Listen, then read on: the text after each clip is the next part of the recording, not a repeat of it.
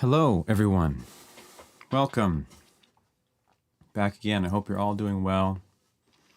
So nice to be with you as always. Today we're going to be starting on a new one. Hi, sweetie. Let me just write my little welcome message here. It will say, welcome. Please say something to me.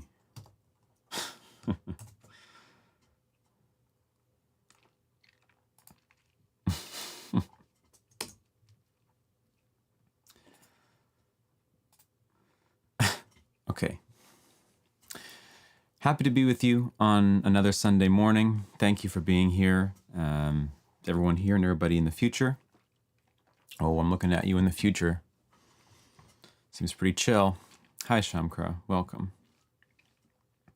And anybody who's new on the stream, or if you're going to join the stream in the future, it's good to know that I love to chat with everybody on the live chat here. So please feel free. Today we're starting a new thing. I didn't finish the old thing, and we'll probably get back to it at some point, or I'll get back to it, or something will happen. At someday in the future, it will be done. Today, though, we're going to start something completely different. And yeah, looking forward to a fatty jazz beat. Yes, that's the idea. So, yeah, I'm going to just go crazy today, basically, and just like do whatever. I don't even know what's going to happen yet, but okay, let's just make it happen. We're going to start. New song. I'm going to click my template, starting point V2. Ooh, if you didn't know, I have a video on template creation for Studio One. Boy, is it amazing. Ooh, you want to see it. Where are we going to put this? We're going to put it in the Brap Zanigan folder. Brap Zanigan is my, hopefully one day, alter ego where I just make insane, super jazzy, super heavy music. I don't know if heavy's the word, but if you know who Zap Brannigan is, say what's up. Okay, what should we call this? I'm taking suggestions on a title here, if anyone's got any suggestions.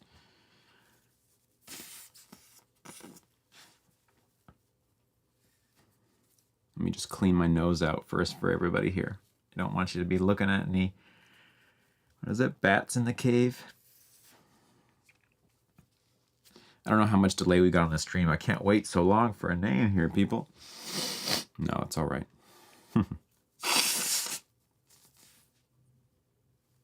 What, bats in the cave? Okay, let's do that.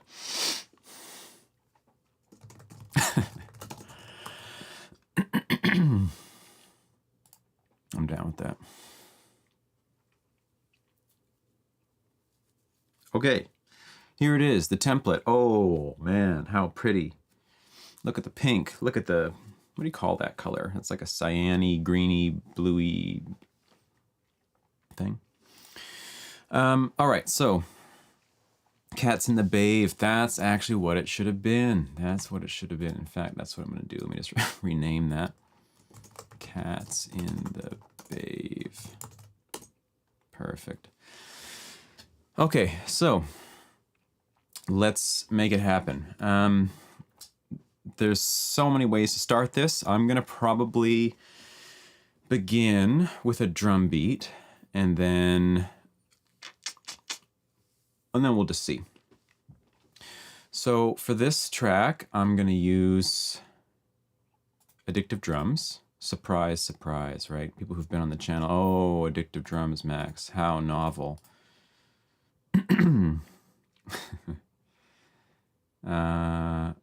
Yes.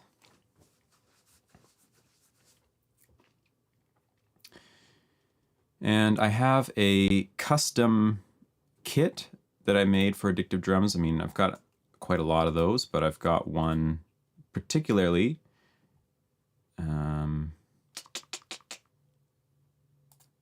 that I use for this kind of thing, for the Brap Zanigan stuff.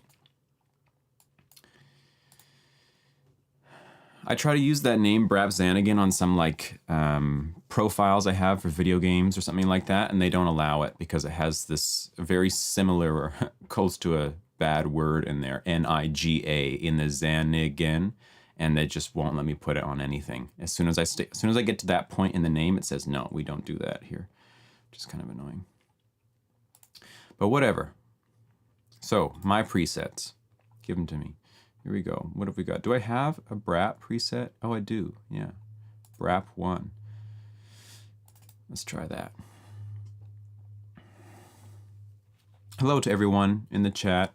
If you're new here, please say hello. I'd love to know where you're viewing from and who you are and what your life story is. And yeah, the BRAP preset. Yeah, totally. Nick Schick, hello. Wow. I've heard only good things. The best things, really, actually. Welcome. Ooh, yes, we need to just change a setting on here. Sorry, one sec.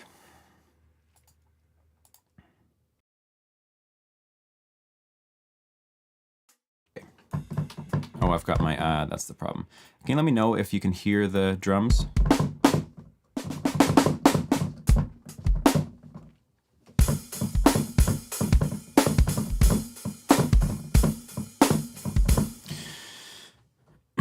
Okay, you hear them. Great. Neil, hello. Welcome. Also, everyone on the chat here and anyone watching the future, I've got a new video out in my realistic drum programming series on programming, on pattern creation, beat creation for more realistic drums. So in case you're interested in that, it is available. And we're going to be doing that right now. So this is a custom kit that I made for this kind of music. It was based off another kit that I created earlier called Hyperclean, which is kind of my general music making philosophy most of the time. I'm making stuff that is hyper clean in terms of mixing and all sorts of aspects. I don't know why, I just like that stuff, but these are the sounds we're using. Those are my toms. I actually have separate processing that I should put on them. I'm a bit lazy to do it right now. Maybe later we'll get there, but I have like a big multi-output signal chain that I have processing on all this stuff outside of Addictive Drums. Here's the kick, here's the snare, hi-hat, clap, ooh. Am I actually using this trigger? Yeah. A couple of ride cymbals, one on each side of the kit. Bunch of cymbals. Hey, listen to that one. It's got a pitch shift on it. Can't use that too much, but maybe once in a while it's pretty cool. Okay, so now we need a tempo. I don't really have anything in mind right now about what that should be. So let's see. Every time I make a tempo by myself, like if I just, I don't know, bob my head and I'm like, okay, what's the tempo gonna be? And I like go tap it out, it's 90, like literally every time. So I think 90 is actually like my tempo. So I'm gonna not do that today because I think like every other song I make is at 90. So let's put it at, I have no idea actually. I often like the number 110 for some reason. Actually, no, I prefer the number 108. What's up to anybody who knows about that? Let's see what that's like.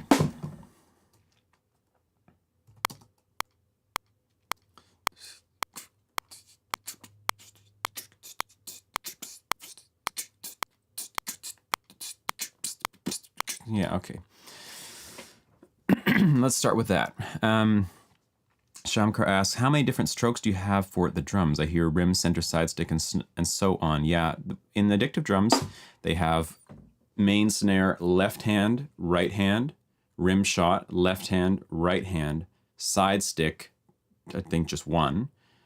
So left, right, some other kind of side sticky thing, not side sticky, but rim shotty thing. Then the side stick, then this thing, I don't even know what that is. And then like a click, an actual like clacking of the stick on the thing. There's a lot of articulations. And each articulation has many, many layers, right, of velocities and samples, and even like at the same velocity, multiple samples that you can avoid machine gunning and everything. I mean, it's just the bee's knees. It's the knees bees, guys.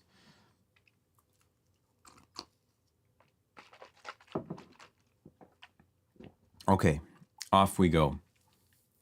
A drum beat. Well, what I'm going to do is just let this loop for a second, and you just have to excuse me for 1 minute while I allow a pattern idea to come to mind. I'll probably beatbox something here, and then, yeah, we'll see.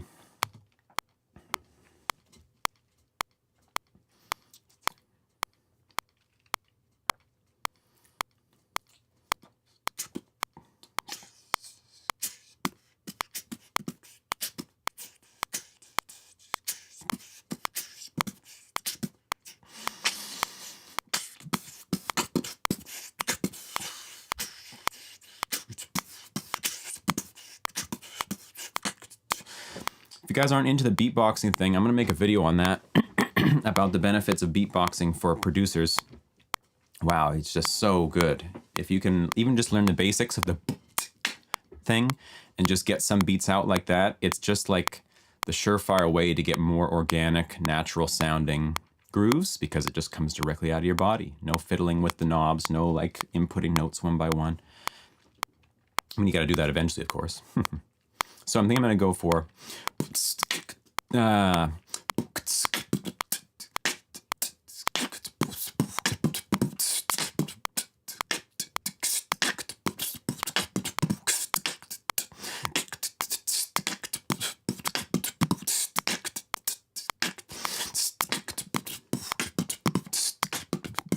wonder if I can actually get my mic while I'm streaming to you also in here. I don't know if that's a thing.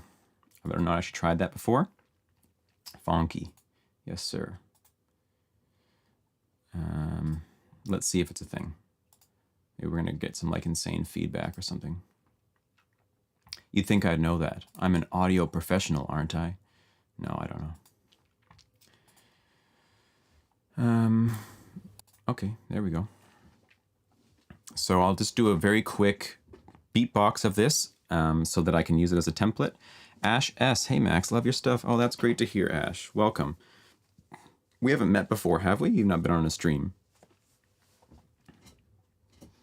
And do you have a picture of a dog? Oh, this is the Ash. I've heard of you as well. Wonderful. And you have the Aslan in your picture. That's so wonderful.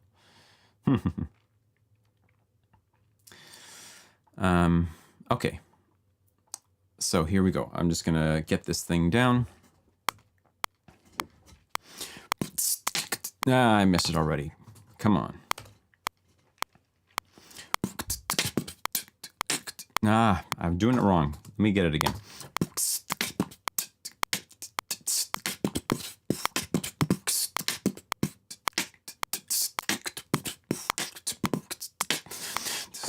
Okay.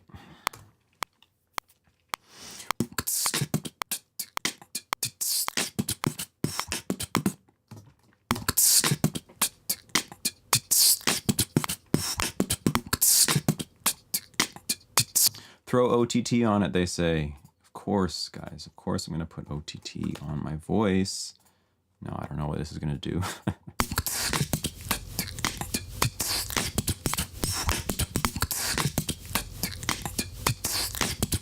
Ugh, that's kind of gross sounding. I'm just doing this because maybe in the future, later in the beat, we can like use it or something.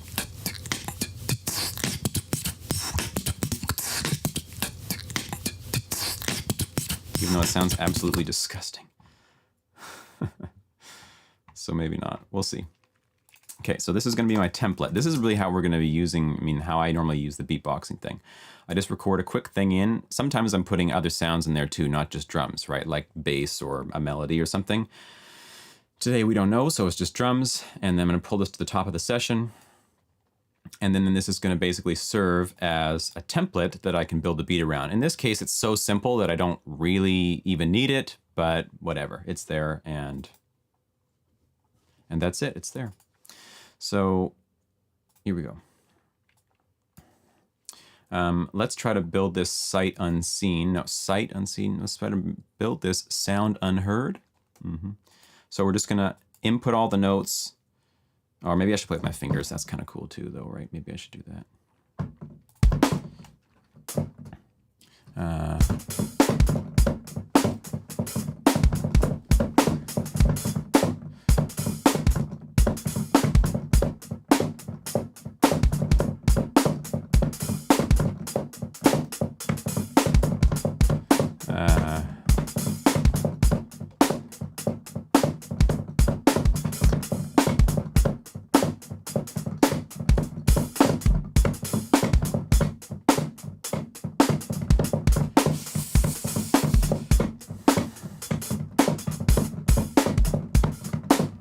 Whew, it's been some time. I need to work on that skill. Let's see if I can just get a rough thing down.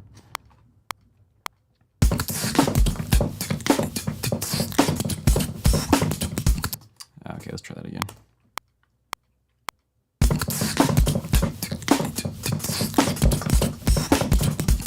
Oh, it's pretty rough. I suppose sometimes stuff sounds weird at the start but grows on you over time. Isn't that your experience as well, and vice versa? Oh yeah, for sure. Of course. Sometimes you just don't know. You just leave a thing, and then, yeah, after a while, it starts to be like, hey, actually, that's halfway decent. At least that happens with music I listen to a lot, too, especially if there's like an artist that I really like, and then there's some songs I don't like so much, and I think like, maybe I should just give them a chance here. And then over time, I realize, okay, actually, no, they know what they're doing. This is good. Not all the time, obviously. Okay, so in this kind of music, I'm not so much going for subtlety. I'm going for like blow our brains out kind of thing, right? So I'm just going to push things pretty hard. So these hats are going to be maxed out. My snares are maxed out. My kicks are basically going to be maxed out. And let's, oh my God. Okay, I'm going to turn off my voice now for a bit. Oh, right, I'm swung, of course. I am swung. That's a good state to be in.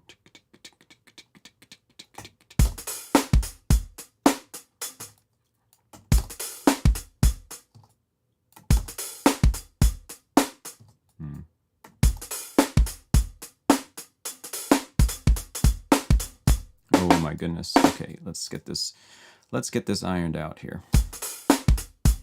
Okay, you're gone.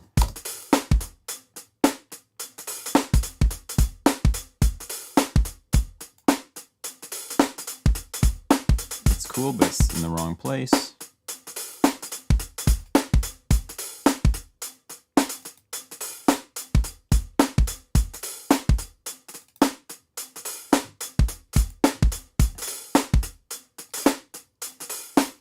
Bill, yo, how are you doing? Good to see you.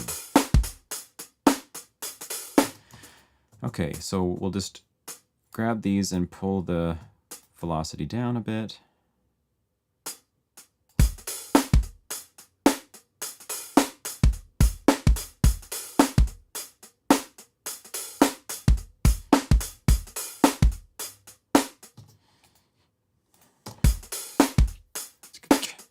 Okay, so you might know that triplets and swing interface very well together. Triplets, swing is basically just a triplet with the middle note missing. I mean, at least put in its most basic sense, right? Daka da daka da daka da triplet triplet. And if you drop the 1 2 3 1 2 3 1 2 3, and you drop the 2 1 3 1 3 1 3 1 da da da da da da da.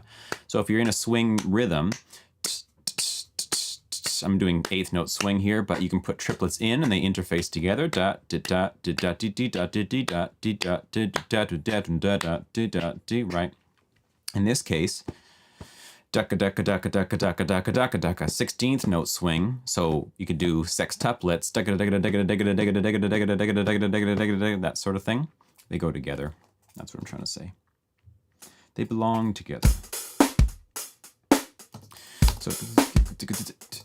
So let's put that.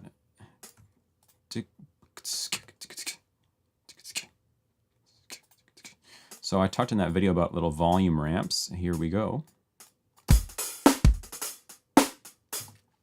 So it goes da di da di da di da. C Pinter, yo, welcome, Chris. Yes, that's exactly how it goes, Chris. Yeah.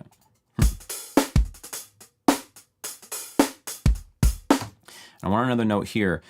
So this is the thing that happens often when I'm writing drum grooves apart from the rest of the music. And something I actually talked about in the video too, which is I end up filling in a bunch of divisions in the drum groove because they need to be filled, but I'm not leaving enough space for the other instruments. I'm doing all the filling in the groove itself, and then when I go put in the instruments, I realize, hey, I don't actually need that kick there. I can put a chord stab there instead, or I don't need that whatever there. I can put some other musical element. So then the musical elements are completing the drum beat and vice versa. So the drum beat on its own maybe doesn't have the full effect. So that's a problem. That's a thing that I run into often, as I fill up my drum beat too much if I'm doing it first. And then I end up being like, hey, I don't have any space for the rest of these elements, and I have to take stuff out of the drum beat. So drum beats in isolation for me are not the same as drum beats in a groove, obviously.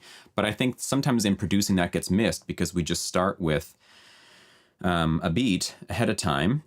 Maybe you do. I don't know. I don't know what you start with. That's a whole topic. Hey, I would love to do a video on that. Different ways to begin something. Do you start chords first, bass first, melody first, drums first? Everything has different results for me. But anyway, when I start drums first, I often have this issue where I fill it up too much and then I have to go back and edit it later. So I think like, oh, the beat is just so sick. It's like perfectly balanced. It has everything. And then I realize it's actually way too full. It has everything. So here, there's a hit right here that I want to hear. But I don't know if I'll put something there right now, and then maybe in the future we'll have to move it. It could be perhaps like a side stick kind of thing. Nah. It was going to be a kick, but no, don't want that either. It might just have to be an instrument. A ride bell, perhaps. It's pretty cool, actually. You wouldn't want it every time, though. Yeah, actually, you could do a pretty sick thing like that if we did kind of the equivalent of dotted eighth notes, but in a swing feel. Right, like that. That would have to be every second bar, but it would be pretty cool. Hi Max, greetings from Egypt. I'm doing a musical warp drive and progress is good. Wow, that's great to hear. Thank you. I'm glad you're enjoying it. Yeah, if anyone doesn't know, I have a course on composition and theory. At least the first part of the course is available now. It's in the description if you want to check that out. Yeah, it's all about chords and rhythms and also the deeper side of music too, about your experience of music and what kind of music is natural to you and how to discover your own sound and all of that kind of stuff.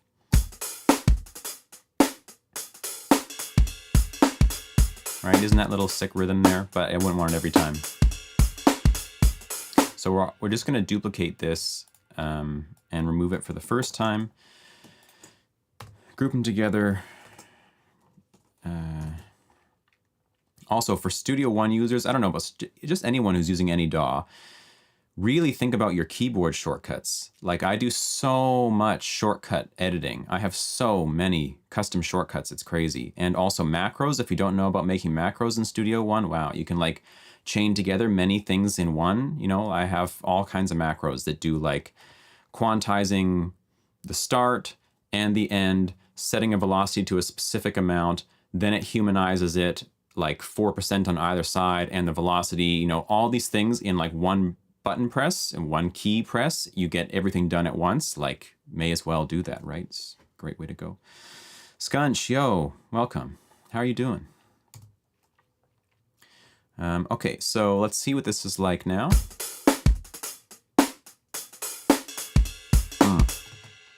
I forgot to delete that.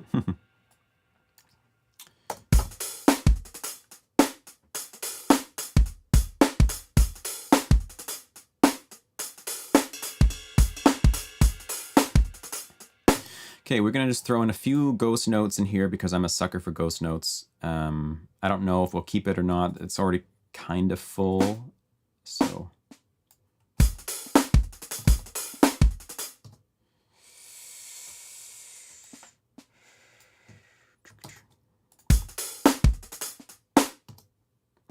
Yeah, I don't know if this is going to work. I'm not sure we really need it.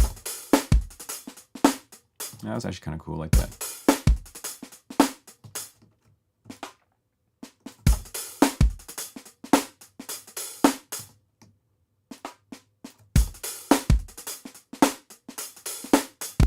One way to think about ghost notes is as a hi-hat. Oftentimes, drummers will have the ghost notes as kind of a hi-hat, like a very soft hi-hat. And you can just put them, if you have like this beat here, I've got many subdivisions that are not being filled in between my hi-hat hits. And that's a perfect place for a ghost note. They can just go in there and you just get a more like syncopated or subdivided, whatever you want to call it, feel. Marcus Huskins is a go-to guy if you like deep dive into S1. Yeah, for sure. I learned a lot from Marcus when I was first getting into S1, so I can definitely recommend that too. How do you decide what volume for the ghost notes? Oh, I don't know. What volume sounds good? A drummer really is just like letting the thing just tap so lightly, right? So you don't really want them to be that perceptible. The average listener should not really know that they're there. Kind of like reverb or delay or whatever. So yeah, like it's just a game of taste as to where they should go. I don't often like to have them like this, so many in a row, because it just starts to get too boring. Like maybe I should drop one of these, maybe, or maybe this one and keep this one. Nope. Nope. So another big topic for me anyway, and I don't see too many people talking about this, so I wonder if I'll make a video on it at some point. I don't even know if there's a term, a real term for it. I just call it rhythmic balance, which is basically the rhythmic balance. Rhythmic balance is the rhythmic balance, actually. Yeah, that's the way to put it. Yeah, it's essentially like if you put a kick here or there, or here, or there, what happens to the overall feel of the thing. And a good friend of mine sent me some work from a musician and a kind of music theorist some years ago who went to Africa and studied African hand drumming quite a bit, and then was also analyzing their rhythms. And he came to this idea he called rhythmic harmony. And it's the kind of interplay between the various drummers in a drum circle and how they complete each other's rhythms. And the idea being basically that certain placements, in my terminology, create an opening, and then other placements create closing. So depending on where you put a kick, it will create an opening feeling that later needs to be closed in order for the beat to feel complete when it loops. And if you don't close it, the beat gets a kind of skewed quality, like the thing is never completing itself. And every element of the beat can open and close things, basically. So I'm trying to create a balanced thing here. I'm doing it just by ear. I'm not doing it theoretically, saying, oh, there's one note here, so I should put it here. Just by ear, thinking, if one goes, just listening, do I ever feel like I'm getting tilted, so to speak? If so, I know I need to put another like corrective hit in there so it brings it back into alignment. I know the terminology I'm using is super subjective and not very practical, but maybe it makes sense to someone, I'm not sure.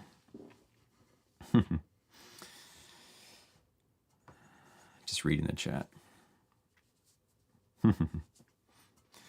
Welcome to everybody who's new on the chat, who's new on the stream. Please say hello if you're here. I'm happy to chat with you. Okay, so here we go.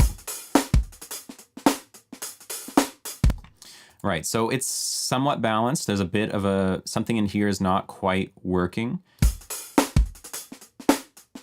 So here's an example. This is opening. This ghost note is opening. This could be closing itself.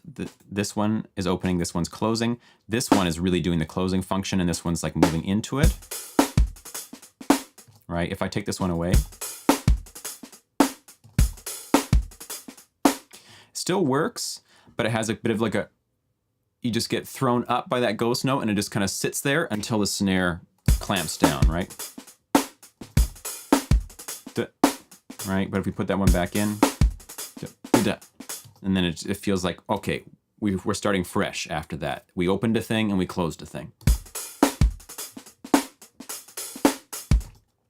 And now here, to put it in a more practical term, the general idea is this, that if you syncopate something, that is, if you accent a weak beat and don't accent the following strong beat, that's really what syncopation is. So here I am accenting a weak beat, like here's the next strong beat, you could say, I mean, my next eighth note. And here I'm accenting sort of a weak beat, which is the 16th right before this strong beat. So you hit that, and that's what does the opening. If you do not right away hit on that, right on that next strong beat, it basically needs in some way to be balanced by its opposite on the other side. And that's what's happening here. We open a 16th before a strong beat, and we close on the 16th on the opposite side of it. It might look like I'm going 1 before and 2 after. That's because I'm in a triplet grid. But if I go back to my straight swung grid, which is really what we're hearing, you can see it's actually here, if I zoom in, here, and then the next hit is on the beat, and the very next hit is right here. So they kind of like mirror on opposite sides of a beat, and that's what causes the balance to happen, basically. That's the short form of it. But yeah, I can make a video on that someday. It's something I've thought a lot about. Like right here again, this is opening, and right here now something needs to come. If I hit this, I feel imbalanced without something here, so I could put another ghost note there.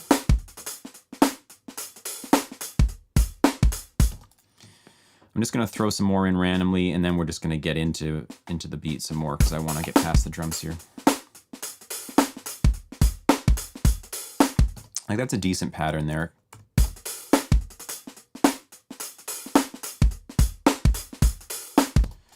And here we could even throw a little triplet in.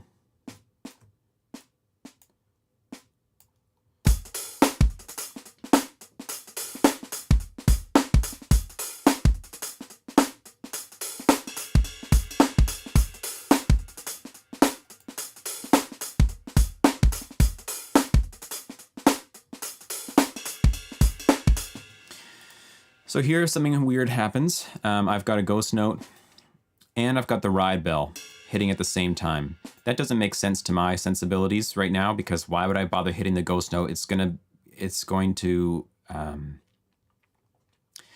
gonna get hidden basically. So it's pointless to even have it there. I mean, you could have it there, why not? But this is doing the closing of this. This is opening now, and this is fulfilling the closing.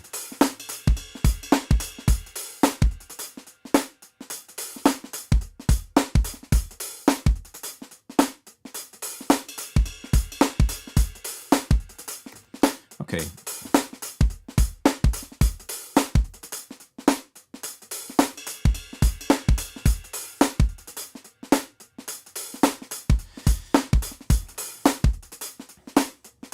Like so many things, you can only plan this so far, right? Like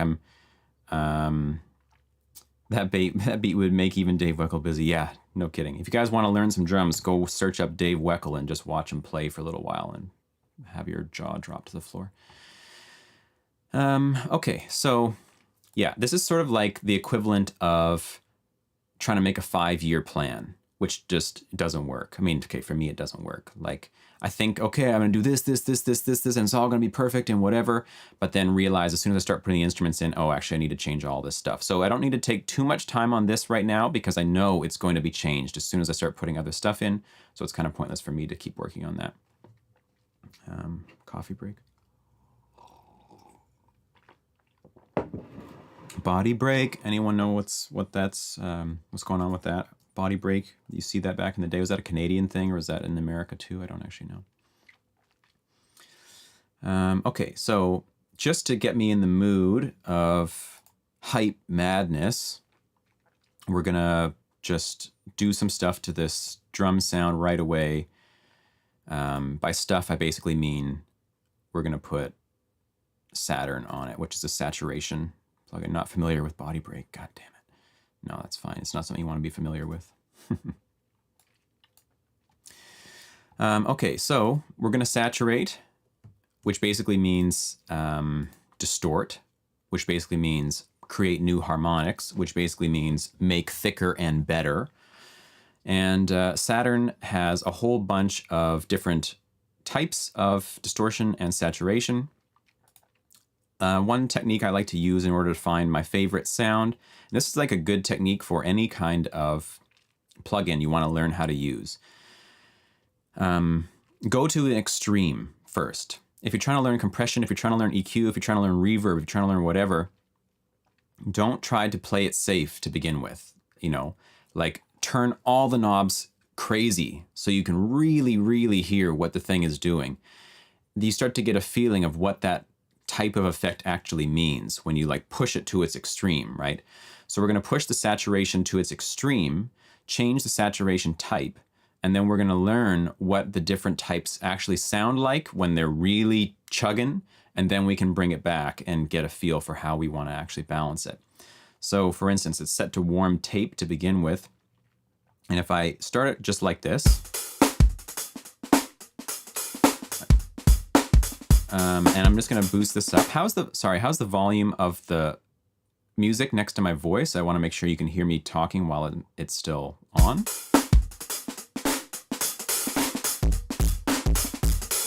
Here's full tape. Volume's good. Okay, good. So you can hear what this is doing to the kicks, right?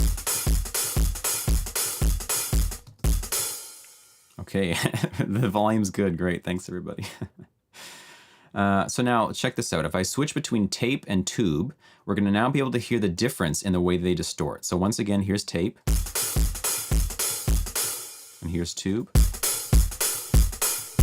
I'm going to A-B them so that we can hear it more easily. Okay, tape.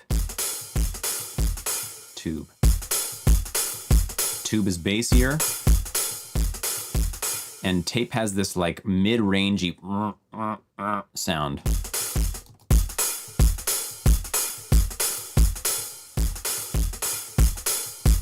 And then you even have different types: clean tube, warm tube, broken tube. Let's switch it up to a saturation type. Let's switch it up to an amp type. Oh, that's the sound I want, right? Come on now. Literally sounds like it's playing through a guitar amp. That's the old tape. Just complete madness. So, I think I prefer the sound of the tube and less. I want just enough of it that the hi-hats start to distort when the kick hits, which is already happening a little bit. Here's completely clean. Distorted. Right when that kick hits, when the hi-hat hits, the high frequencies get a little bit buzzed. I'll turn it up so we can hear it. And off. Totally clean, right? And on. That's the sound I'm looking for.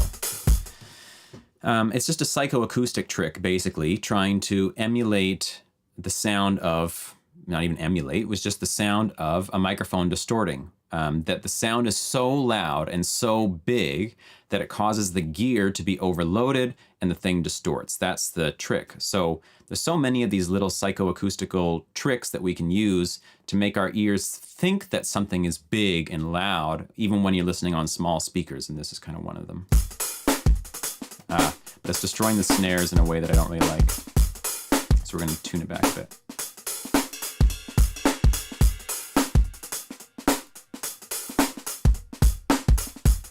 Okay, and then we have a dynamics control in here, which is kind of interesting too.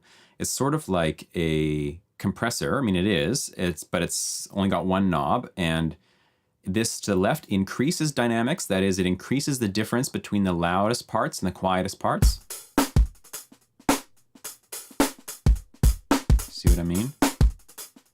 Now the quiet hi-hats are super quiet, and things swell like this.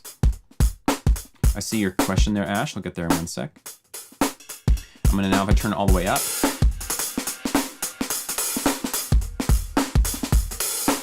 Right now there's no dynamics. Now,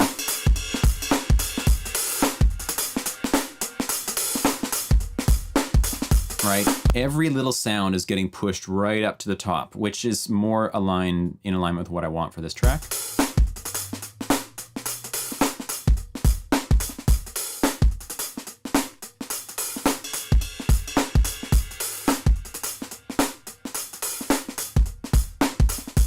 Okay.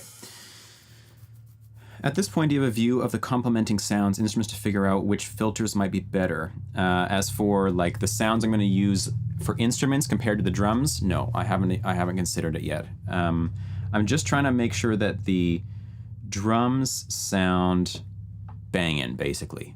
I wanna feel like if I heard the drums on their own at this point, I would be bobbing my head. That's kind of the goal.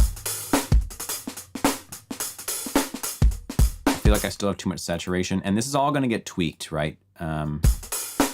Like you say, Ash, as soon as I start putting in other instruments, I'm gonna realize, oh, okay, I actually have too much of this and whatever. I'm also gonna remove, this took me so long to learn, and it's so simple. You guys probably all do this already or think about it. It's so easy to want the kick to be massive, right? Like, oh, I'm making a beat-based music. The kick's gotta be huge, take up all the room in the mix. But actually, removing sub from the kick most of the time gives a much better result. It gives way tighter, punchier sound, and then combined with the bass, it gets super fat. So I'm gonna look at my spectrograph here, I'm gonna look at my analyzer here, and I'm gonna see where my kick is hitting. I can even hold, and I can get a freeze. And you can see it's pointing out 58 Hertz there. That's where the kick fundamental is.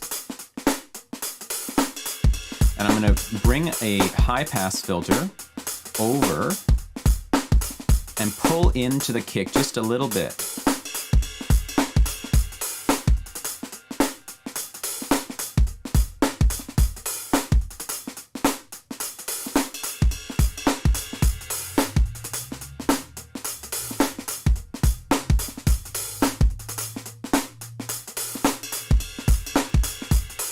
Just like that. Just a slight bit tighter, getting rid of all the low end garbage down here. I can also tell that my snare is too loud. For anyone who happens to be using addictive drums, you might know that there's some difficult stuff you have to do if you're gonna try to manipulate the volume of a sound in here, because it's being routed so many different places, like to overheads and room and a lot of different stuff. So the simplest thing to do is turn this down if you can. However, when I turn this main volume down, it's actually gonna give me less compression. It's too in depth to get into now, but whatever. It's a thing. If you use addictive drums, be careful. That's my tip.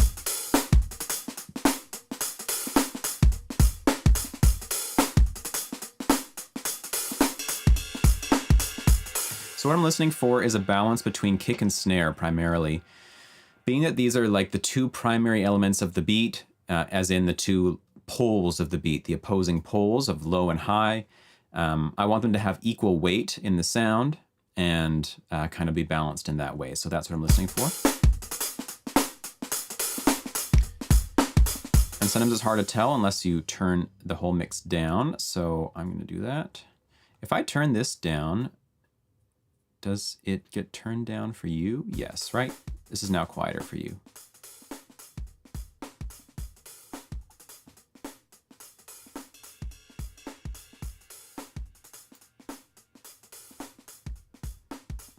Yeah.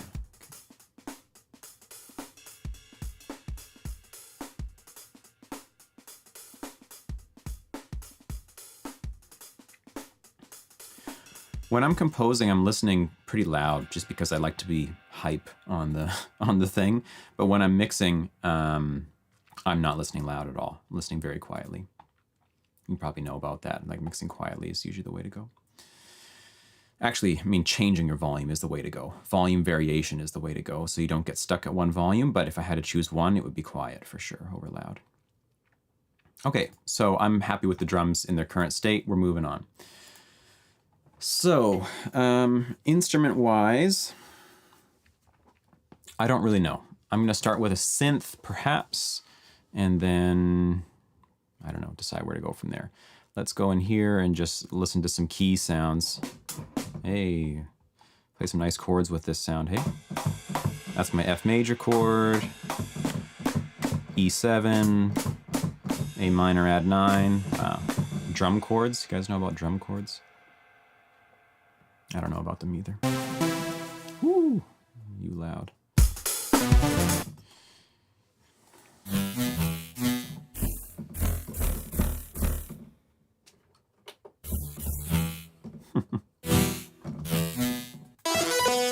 Let's turn this thing down. That's pretty cool, hey?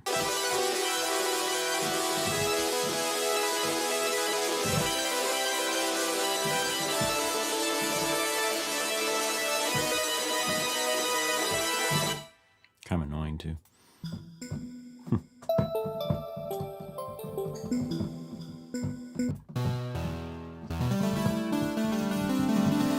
I guess I'm going chords first. I was actually intending earlier to go melody first, but here we are now. I kind of like this sound, as simple as it is. So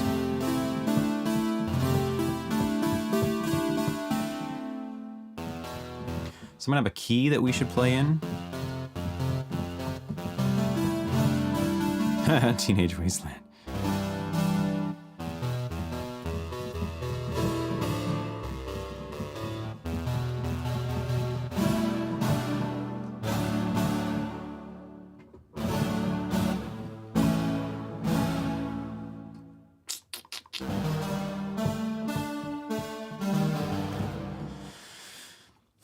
Okay, let's start with this and then we can manipulate it afterwards.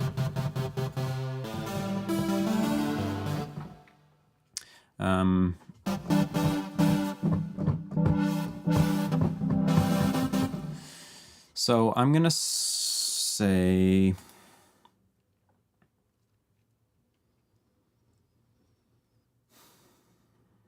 F minor for the key, just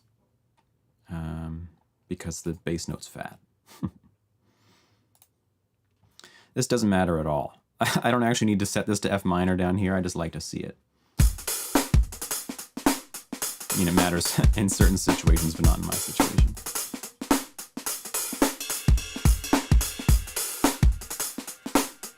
Okay, so F minor. And craziness. We're going to go for craziness here. So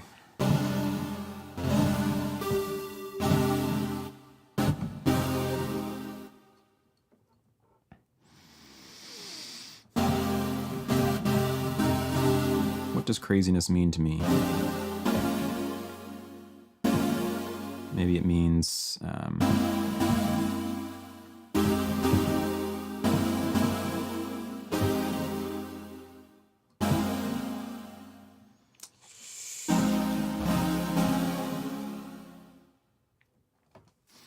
it means F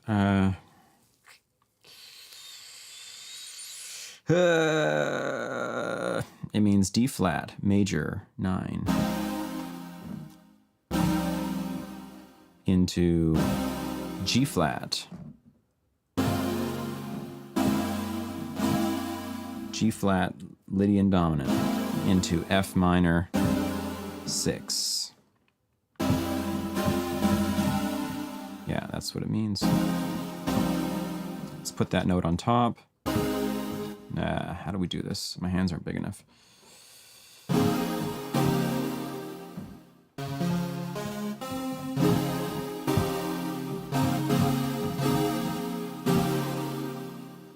Yeah. And then on this one we'll play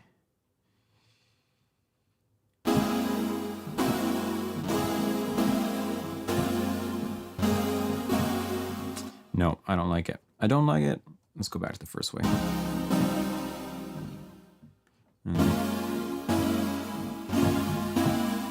Yeah, let's do that. And we're going to play them on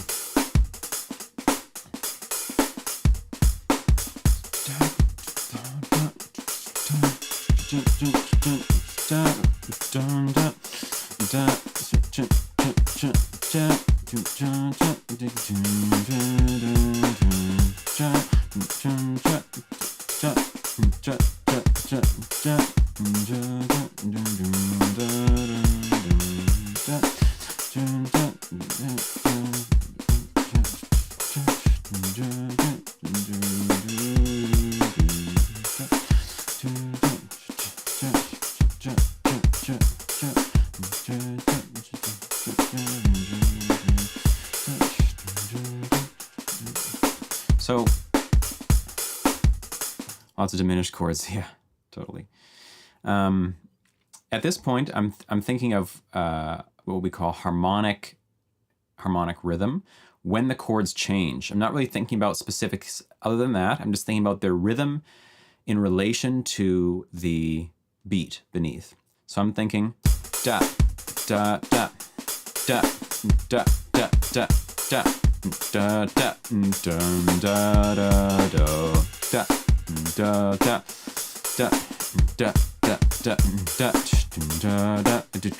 da da da So the idea is we have that rhythm at the end with the ride bell. And I'm going to anticipate that rhythm with the chords in the first half and then not do it in the second half. So we show the rhythm in the first half with the chords, then the second half we don't play it with the chords, but the ride bell plays it as an echo of the first time. An echo of the first time. That sounds like a Lord of the Rings? No. What is it called? Game of Thrones sort of thing.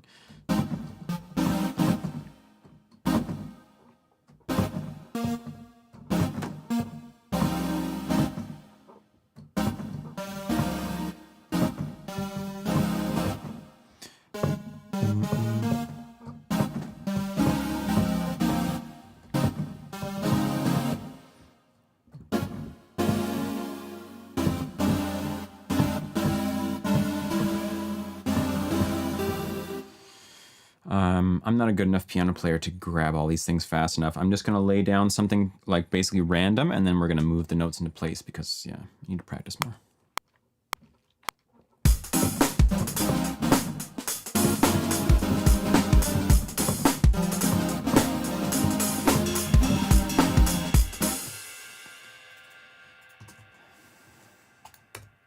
So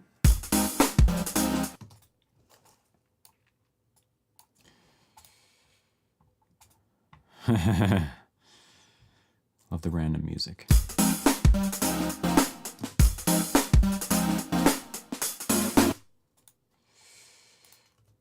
Are we missing? Why is this thing?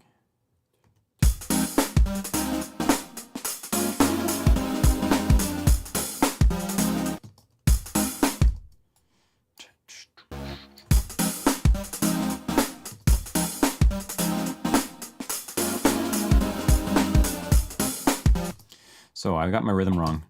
Da, do, da, da, da. Get away. Da, da, da, da, da, da, da, da, da.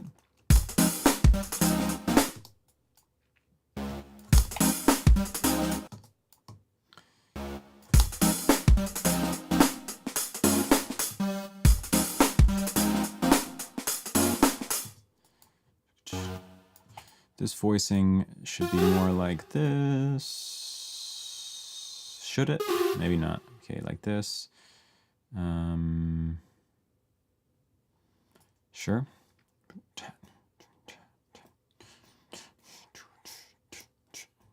Now, what is this?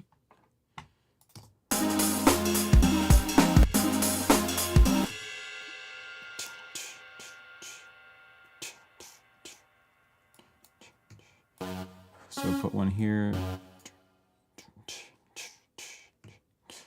So da da da da da da da da da.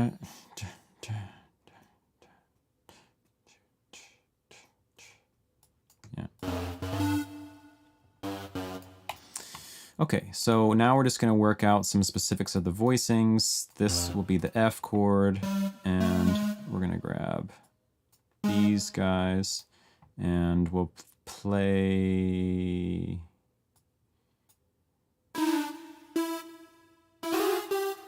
maybe like this and this, maybe. Let's just loop the first half.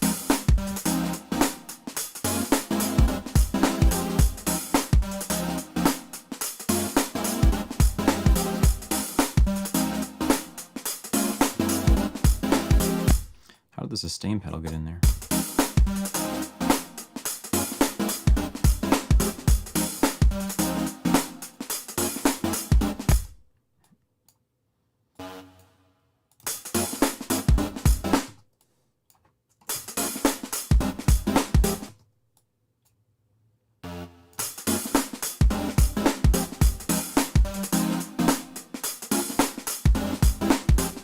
This last chord is going to be the 5 chord of the first chord. The 5 chord of the first chord. Or maybe even this guy instead. How about that? A D.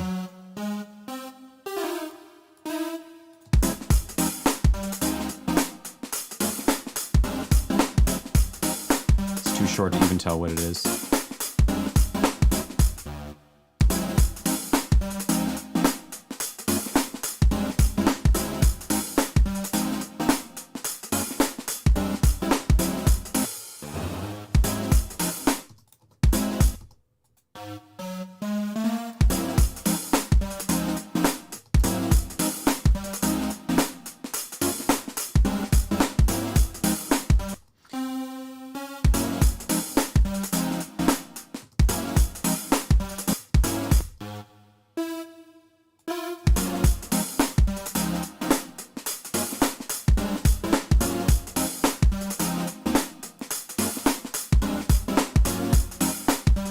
Getting there. It's still not nearly what I want it to be. I'm gonna just turn down the mod wheel on here so it's less annoying to listen to.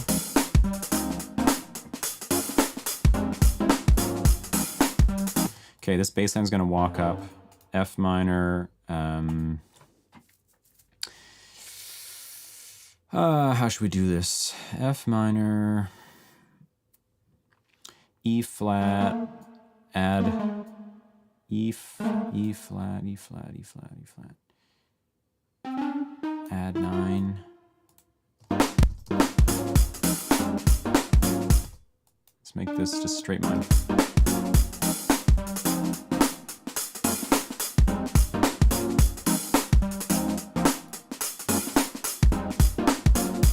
It's getting better.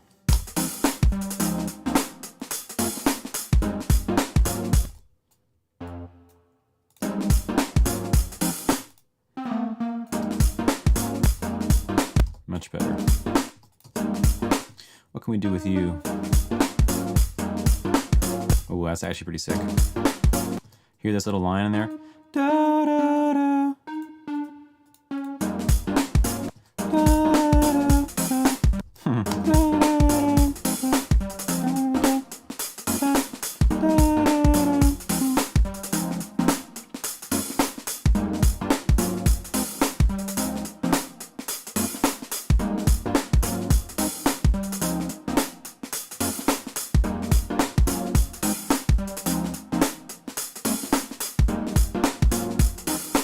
Okay, I'm gonna leave that for a minute. I'll probably come back to it. Let's go to the second half. And what have we got going on here? In fact, I'm just gonna probably copy these over for now and modify.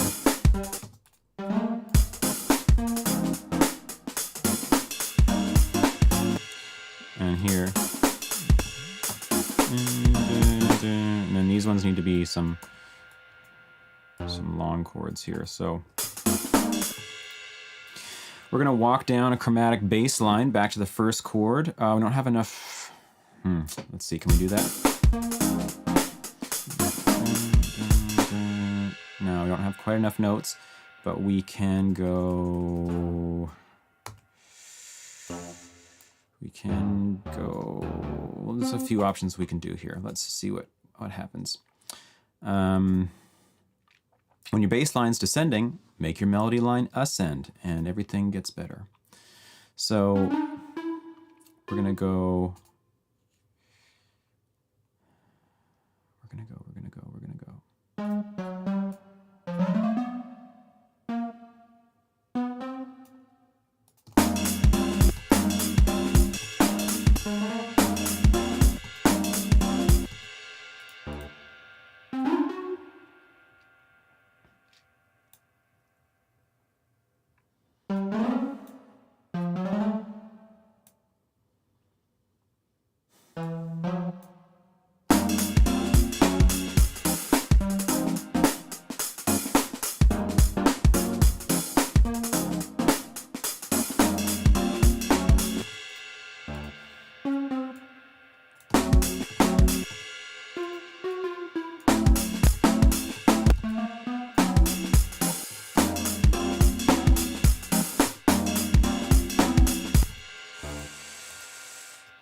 That's not the sound I want.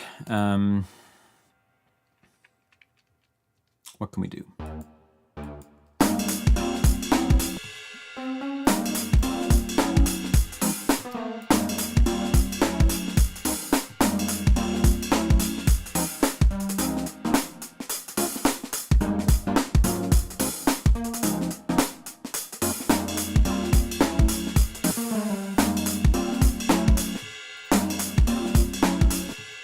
This note's pretty wild. It's kind of cool.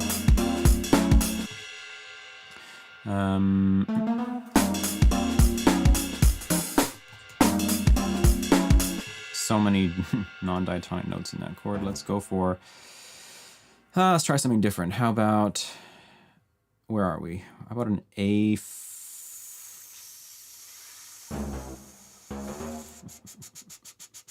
Gosh. A flat with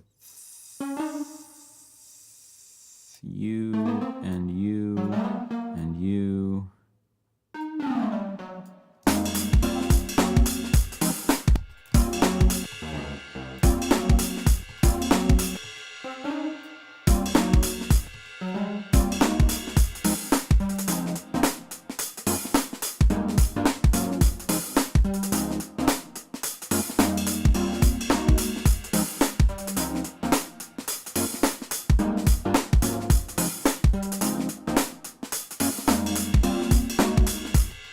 No, I don't know. Let's leave it on the D for now, and then we're gonna fix it later.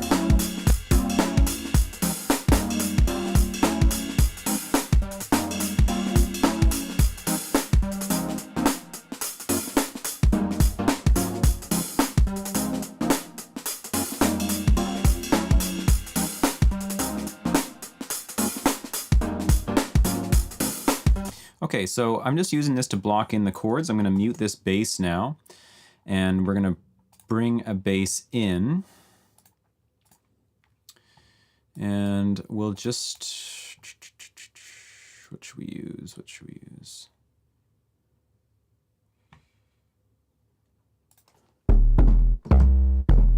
This is pretty sick bass. Let's try that guy.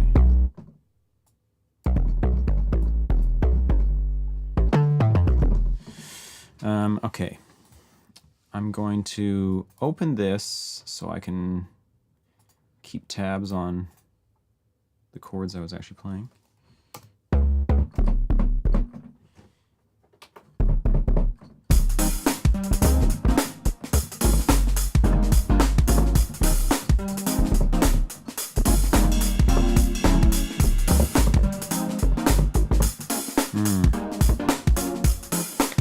Okay, what are we gonna do?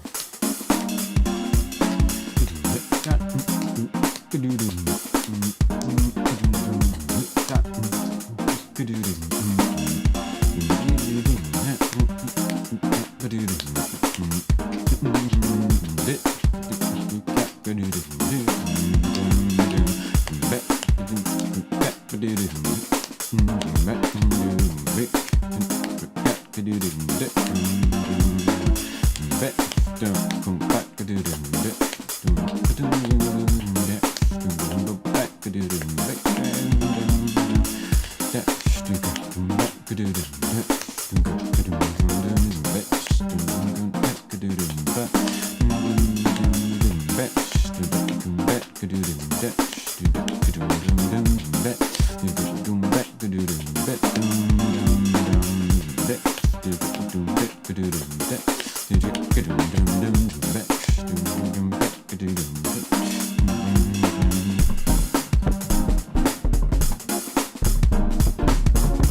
can't play it as well as I can sing it.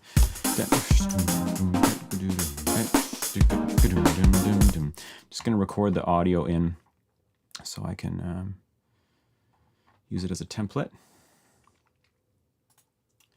I'm not actually singing any pitches right now, right? I'm not singing like an actual bass line. I'm just singing rhythmically. That's the only thing that matters to me at this moment, is getting a good rhythmic feel.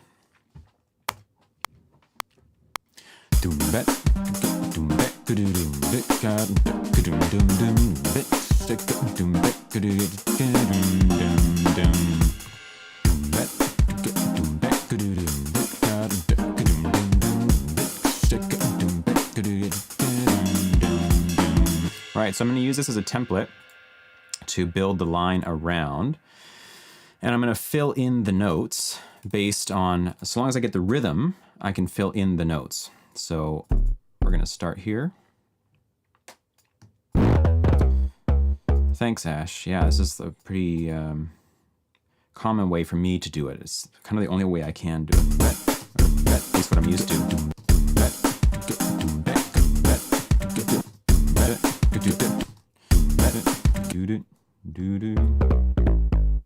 I don't know what these notes should be yet, but I'm just going to put some fillers in right now.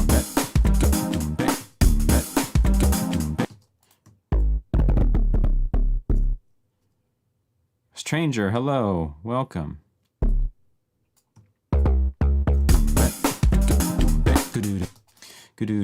So these notes, I don't know what they are yet.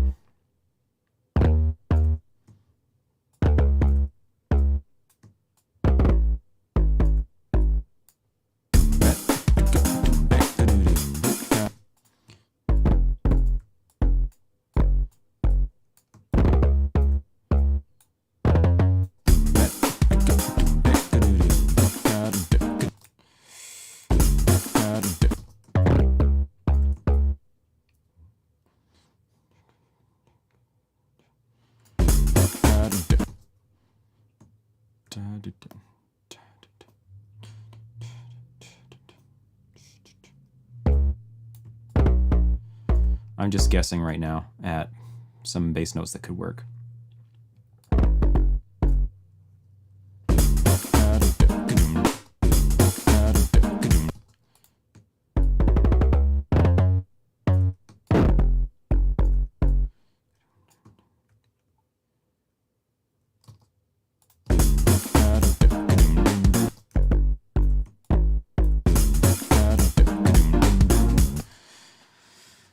Lelio, hello, welcome. I don't think we've met before. Thank you. Okay, and now we're going to repeat this line and we'll just change it. No, Stranger, the last track's not finished. Just decided to start something new today. Been doing the last track for 7 weeks and kind of wanted to like mix it up a bit. Might go back to the previous track. Might even work on it a bit today. We'll see. Okay, so here. Hi, Paul. Enjoyed your latest drumming video. Very informative. Ah, thank you. I'm glad. Yeah, it seems that people like it. As always, I'm unsure about the like super long videos. You know, I feel like I went to go make this one short again, and then you should have seen it before I edited it down. I got into this like tangent on some drumming stuff that was totally not related to the topic of the video, and I was literally like half an hour into talking about it. And I'm like, what am I doing? Stop. Get back on track. So I went back and had to edit it like crazy, and still ended up with a 45-minute video. But hopefully it's helpful.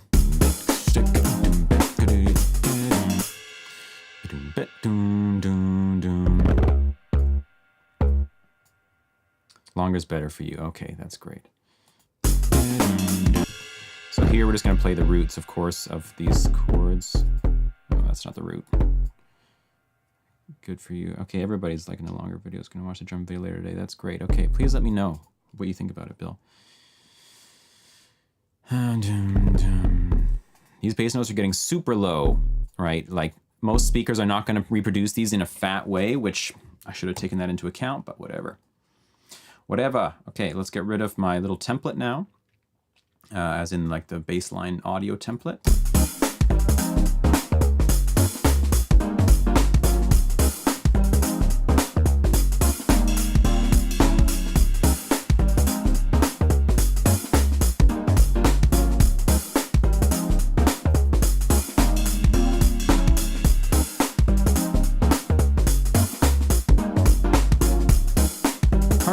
Hello. Have you tried AI for any of these comps? For any of these comps? What do you mean?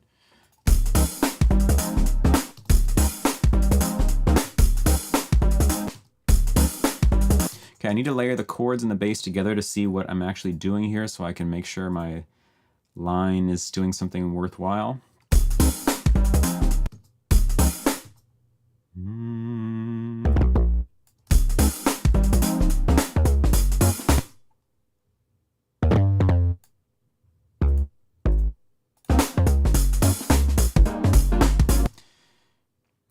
I know what you mean by AI, but like AWS Compose, I don't know what that is, no. I would love to know though.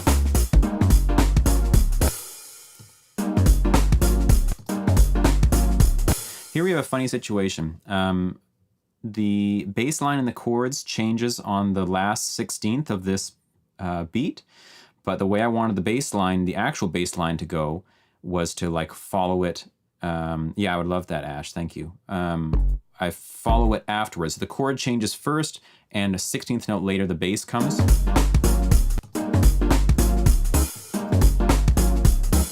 Doom, doom, doom, doom.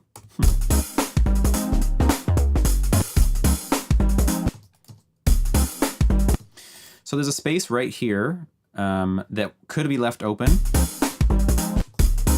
But we could also try putting something in there. Could see. Nope. No. No, it's better to be open.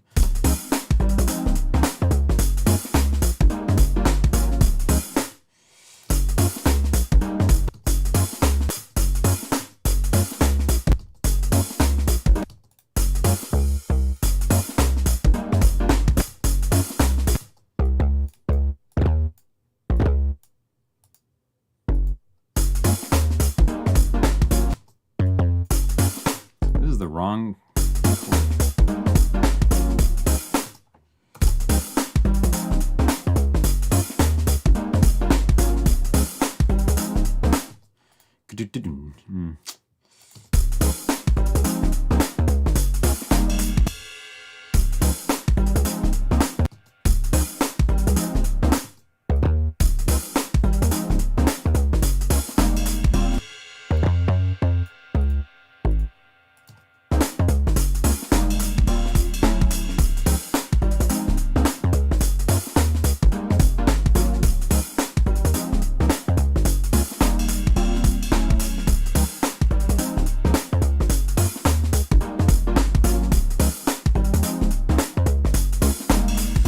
So like with the drum part, I may have overfilled the bass, and I might start moving some of the bass notes out into other elements when that comes time. For now, I'm going to play around with some bass sounds probably. I do like the one we're on, but maybe it could be better as well. And I have all the roots taken out of the chords. I don't know if I actually want to keep it that way.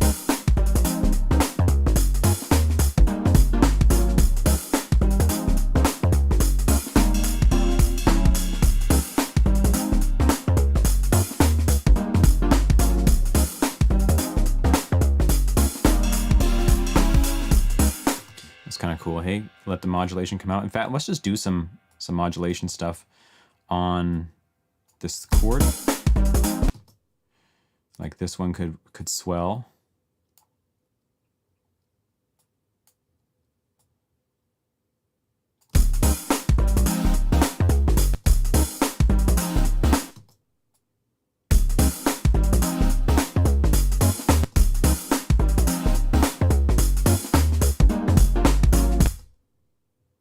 This one could swell.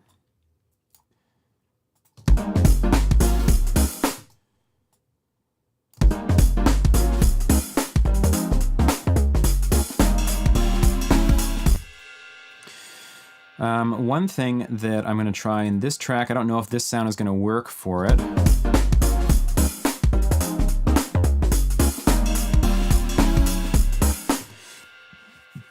Is vibrato on the chords. I love that sound, and I don't often do it, so it would be kind of nice to do it. Also, I think I need a sharper attack on my chords because they're very punchy, so it's kind of soft at the moment. Let's get the vibrato going first. We'll just grab an LFO and say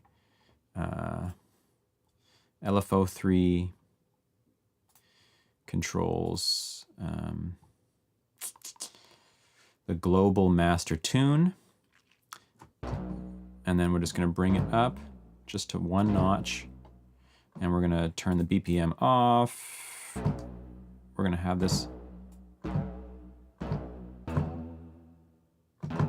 Let's make it more intense.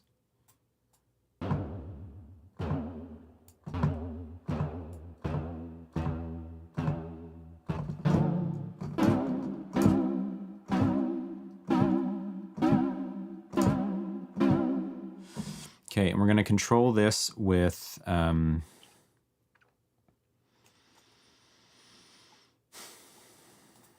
going to remove this and control this with that. So our macro 2 is going to control this parameter, and then we are going to MIDI learn macro 2 onto one of my knobs here, and I'll just quickly get it recorded. Oh, I can already tell it's going to be sick.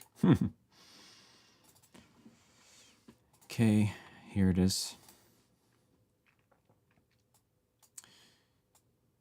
Okay, so on this, we'll ramp this up. It might need to be modified a bit. It's pretty sweet, just like that. Could be more like this, though.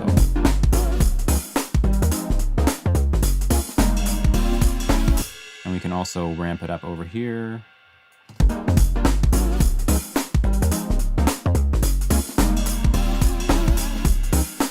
Maybe just at the end on that one.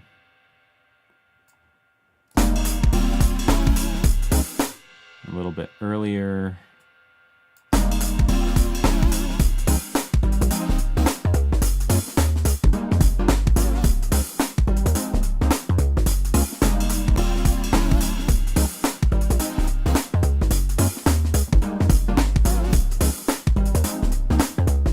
Yeah, the bass line is not doing it for me yet. It's decent, but it definitely needs a lot of work. Let's just get a new sound in there, or let's try to change this sound perhaps.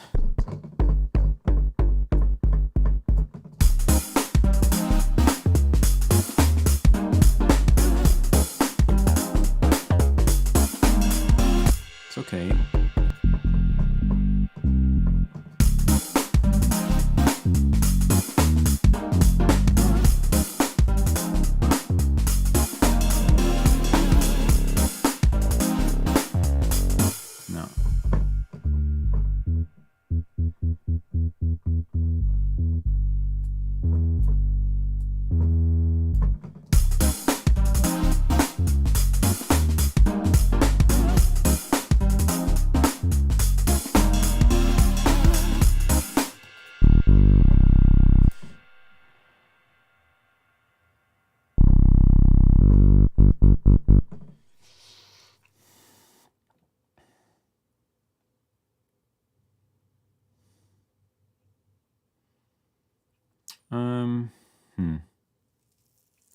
Let's check in these house basses.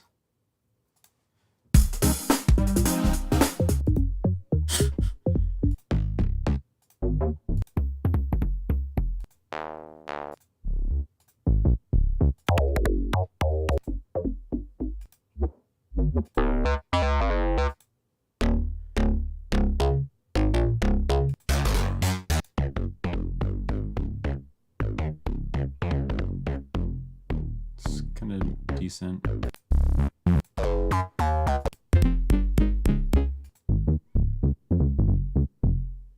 I like the short, punchy stuff for this.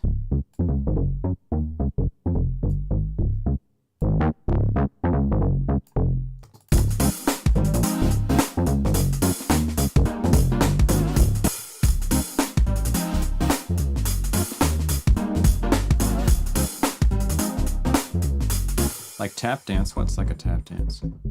Oh, the bass sound?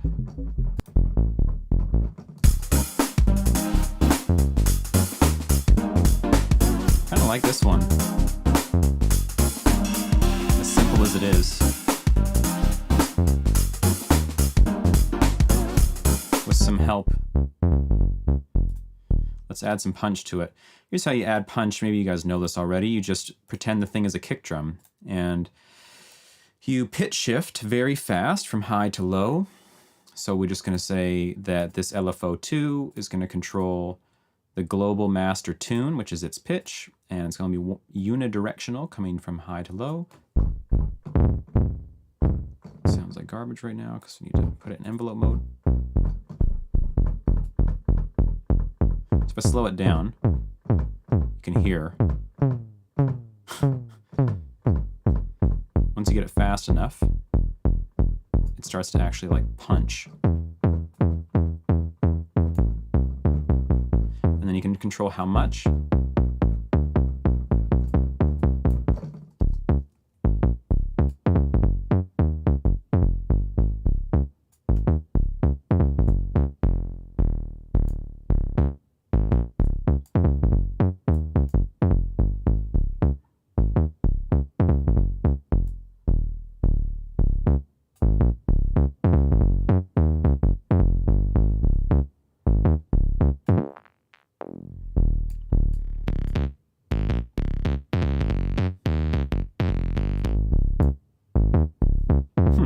That's great, Bill.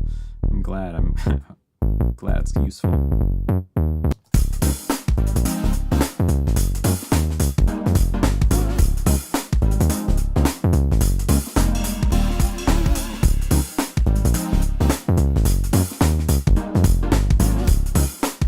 Still not very happy with it. What can we do? What can we do? We need a steeper decay.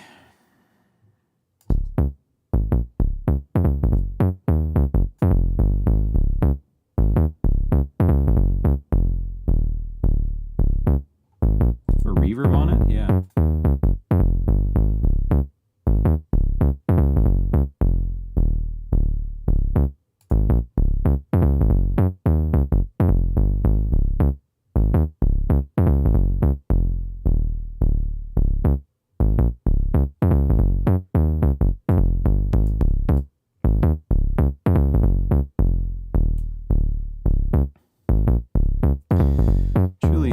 Sorry for being late, but I'll be watching it right from the start, of course. Oh, well, that's fine, Julian. You don't need to be sorry. I don't expect anyone to like actually be here or like show up on a regular basis. I'm so happy when all of you are here, but also like whatever. You got a life, man, of course. You gotta do what you gotta do. But thank you for being here as always. I so appreciate your support. I appreciate everyone's support here. Really, I do. It's just a joy for me to be with you all and be able to make some funky music and stuff. Just what could be better? Which reminds me, if you liked the video, you could give it a like. It does help the video quite a bit, of course, to get shown to more people, and yeah, they can find out about the channel and all that. So you probably all know that. That's like a standard YouTube procedure.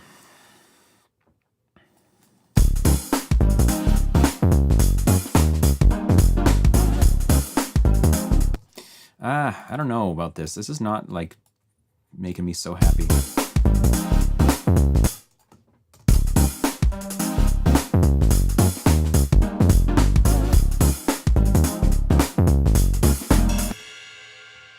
Music. if you like the video, your music will be better. That's probably true, actually. Yeah. The bass sound. What do we do? What do we do about this?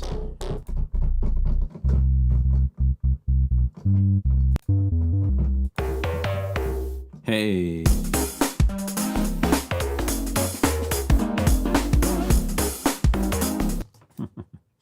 Okay, maybe not. Oh my God. I'm going to go back to the one I initially had, I guess, and just maybe work on that because, yeah, it's not really finding anything I'm so happy with.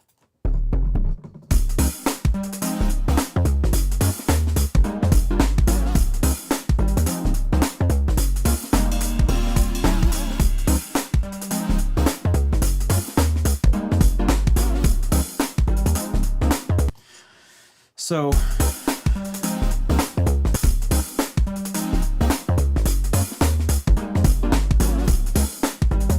this snare right here needs something. First of all, we're going to layer up this synth a bit. So this is our chord synth, and this is the BS, and that's a weird note, hey? That I'm playing the sixth, yeah. Oh, that's kind of cool. In fact, we should slide into that. Now, okay, Max, you got a good idea. It happens from time to time. Hell yeah.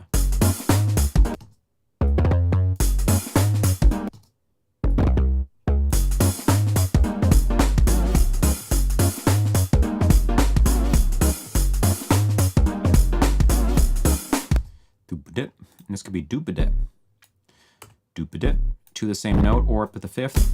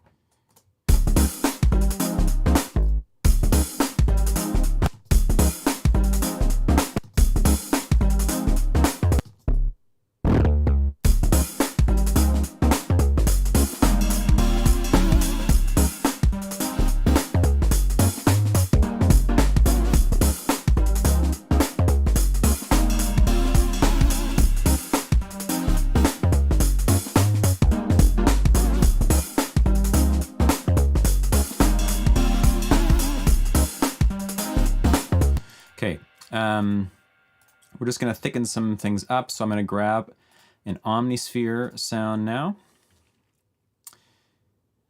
And we're just going to layer the same exact stuff from the chords onto it. Just get rid of the mod wheel stuff, and just so we don't trigger any weird effects. And then we'll just go searching for something.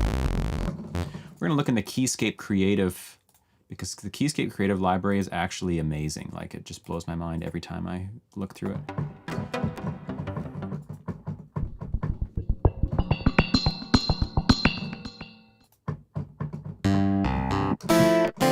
Hey, clavinet.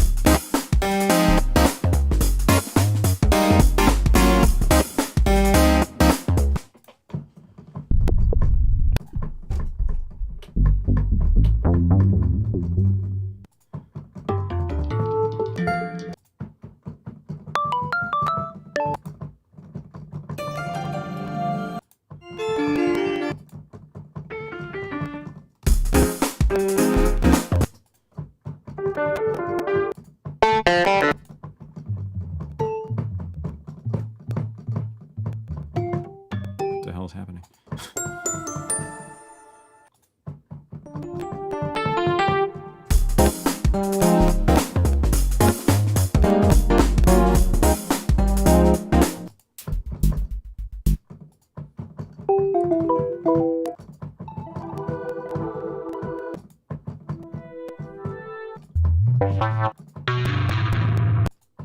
I know I'm like, my stuff is clicking all over the place right now. Sorry about that. I will fix it.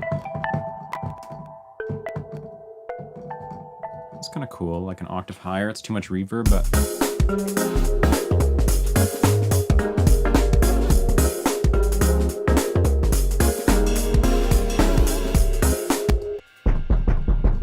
let's put some stars on that one.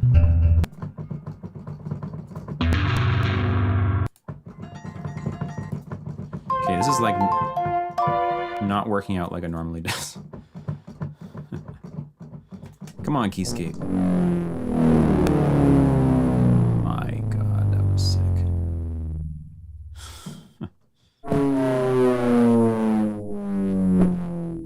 That's a really cool sound, actually.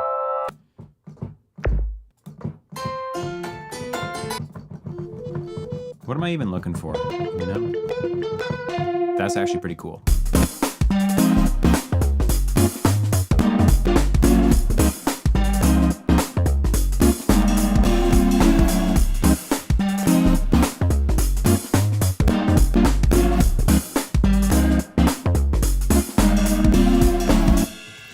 Okay, so let's bump up.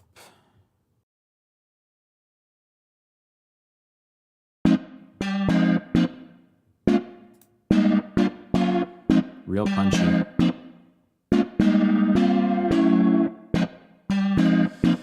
So, I like this. What are the component pieces? So we have this low thing.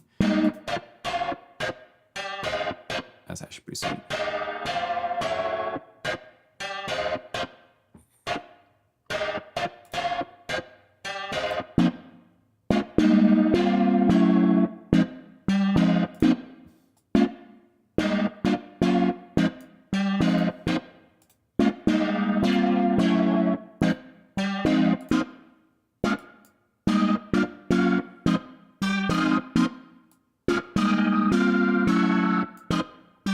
Sounds like an organ. You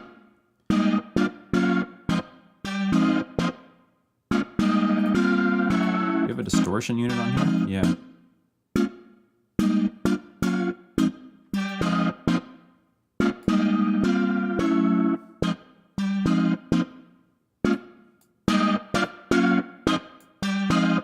So I doubled the octave up high, and I kind of like it.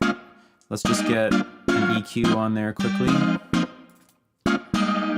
Welcome to anybody who's new on the stream, by the way. Please feel free to say hello. I'm happy to talk or answer any questions, of course, about the music or Studio One or video games or whatever.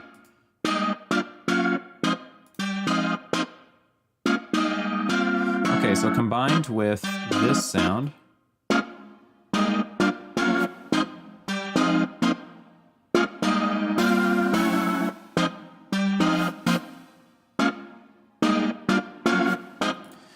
we're gonna bust these two guys together. So you are, I don't know, chords 2. Gosh, most boring name ever. Chord synth. Both of you are gonna go to a new bus, and this is gonna be the chord bus. And on the chord bus, I'm just going to turn down the new sound and bring it up until it sounds good with the original.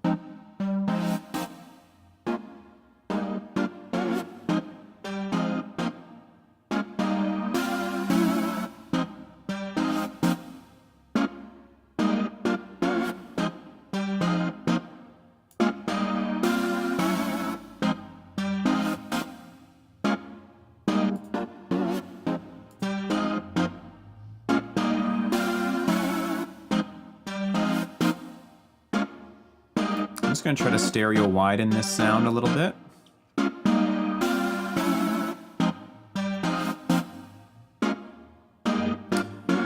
What am I looking for? This.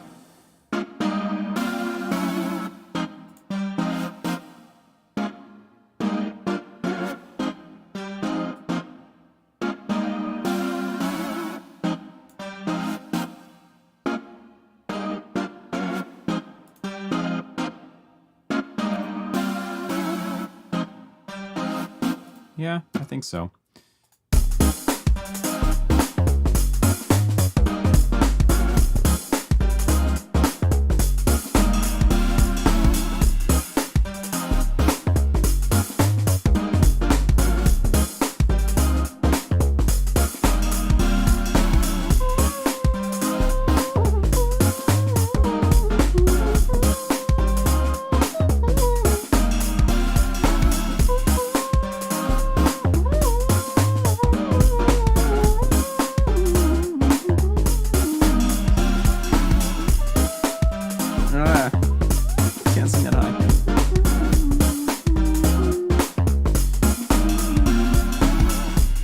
Okay, let's get some side chaining going on. Thanks, guys, by the way. Appreciate that. Let's turn on our trusty sidechain compressor. And is it working already? No. No, no. No, no, no. Right. So we need to be sending from Addictive Drums. Just to keep things simple right now, I'm just going to do it straight from here. I'm not going to do a separate output. We're going to say you send to the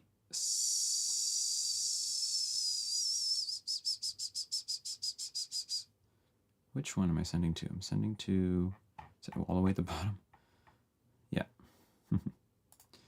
To you, like this.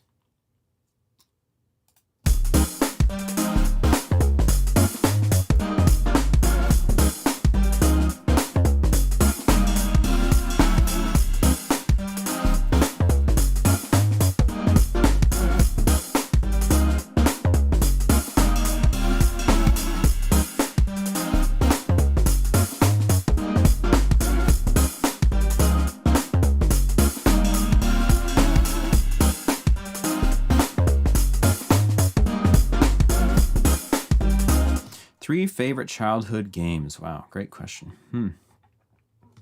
3 favorite childhood games. What's childhood? When does that end?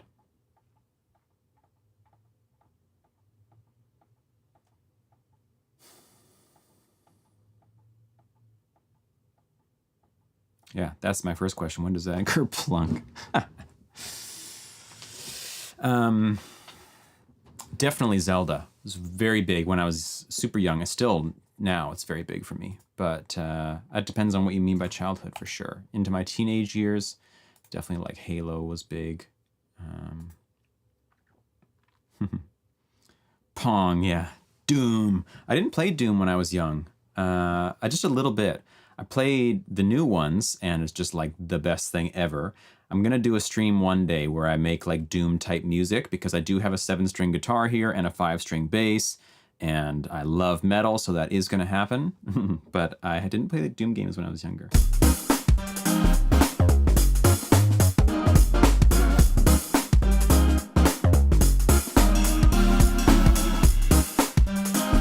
Favorite Zelda game? Well, Ocarina of Time back in the day, for sure. God of War 2 when I was like 9. Nice. Doom type music would be great. Okay, good. Okay, I'll do that. Yeah, Ocarina of Time back in the day, for sure. Breath of the Wild, I mean, it's probably my favorite Zelda game. It's actually like mind-blowing. Link to the Past. Ocarina of Time is my favorite game of all time, actually. Yeah, wow. It's an amazing game. So much good music, such a good vibe. I mean, of course, it's mixed with so much nostalgia for me as well, but like, I just love, love, love it.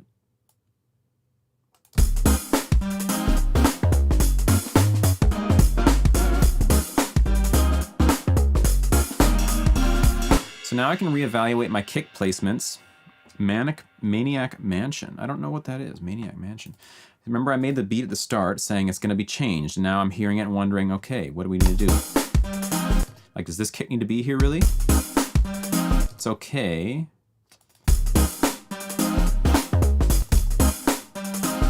Now, there's an opening there, which is kind of cool.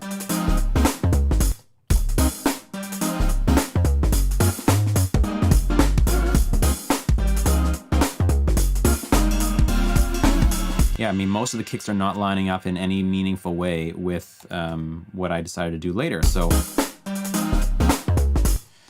now we need to find some new homes for them.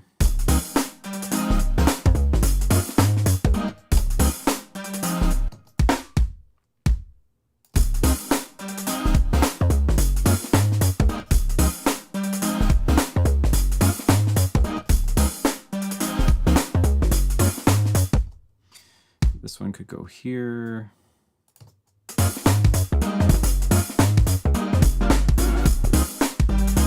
Yeah, this one kick definitely is not working.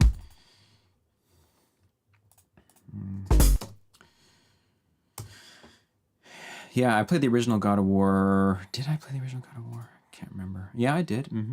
I like the new God of War too.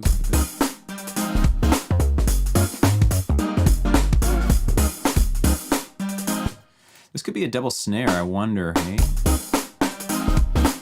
on not on every time, but it would actually be pretty cool. Maybe on the second time, or maybe like once every 4 times.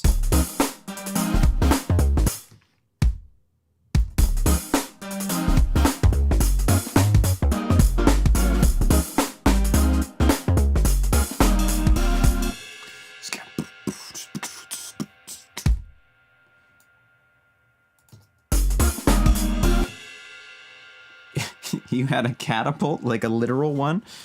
Want to collaborate? I don't know, man. Do I? I don't. Maybe. But welcome to the stream. It depends, like what kind of music you make and all that. If you want to send me some stuff, maybe. I don't have much time to do stuff these days, but you never know.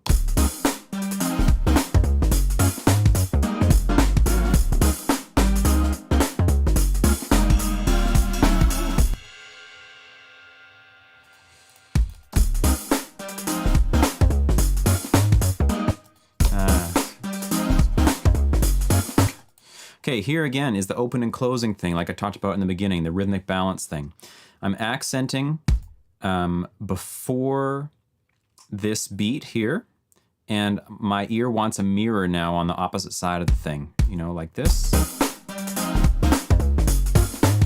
Now this one's irrelevant because I don't need to.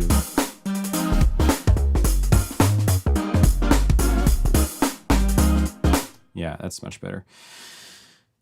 With that spikes rolling thing, you mean like, no, I don't know. Oh, yeah, I think I might know what you mean. Maniac Mansion is from 1987 and an old point and click adventure I played on C64. Wow, okay. That's a retro game, man.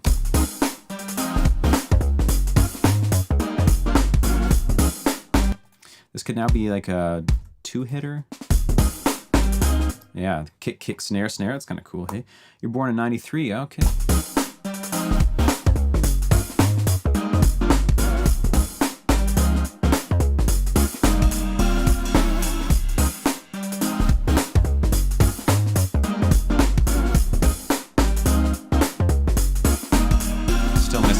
In there.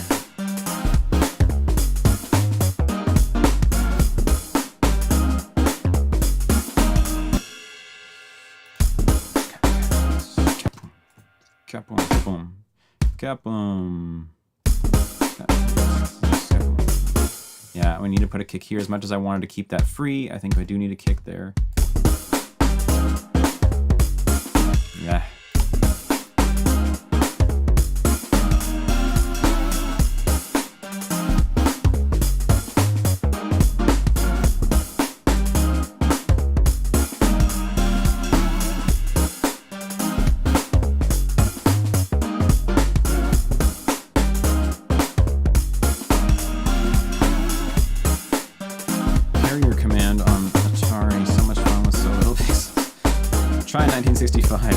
Wow. So cool that we have so many people here from all over the world and all different ages. That's actually like amazing. I'm just blown away by it. Megan and I actually often talk about it, how cool it is that this just can happen at all, that we can all hang out together, and just kind of blows my mind. I was born in '89, in case anybody's curious. SNES was my first game console. So many classics. Oh man, tell me about it. I had a NES, original Nintendo, for a while, and then got a SNES when I was like lucid enough to understand what life was, and that was a good day. Yeah, we actually have a bunch of retro consoles in the house that Megan has thankfully collected for us, and just got them set up recently in the bedroom again, and yeah, I'm stoked on that.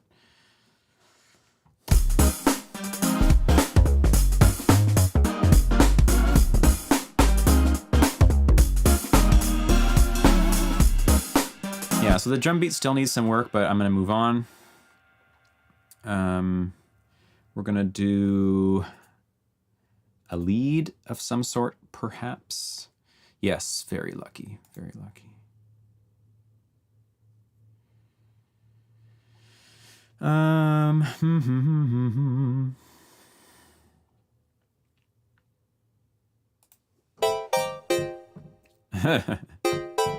Could this actually work? I don't think so, but we could try.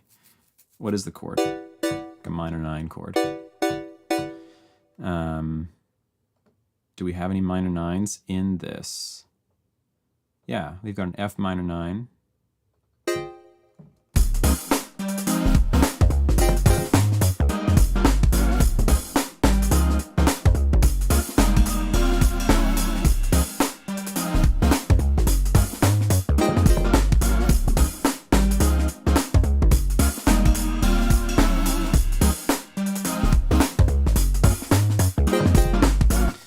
going to be tough to do anything with. Yeah, I'm surprised too. What we're going to do though is switch it to do 12 step pitch bend.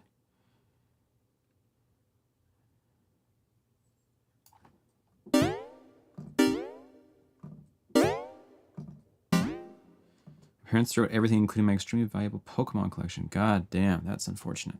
I just saw, I don't know why it appeared on my Facebook Marketplace. I used to be big into Pokemon when I was young. And I saw a shiny Charizard going for $4,500. A single card. Single card.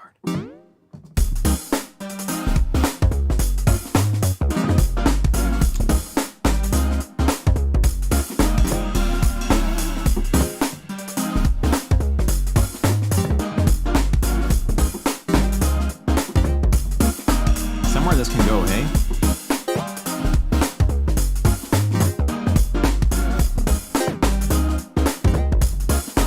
We're right there. It's kind of cool.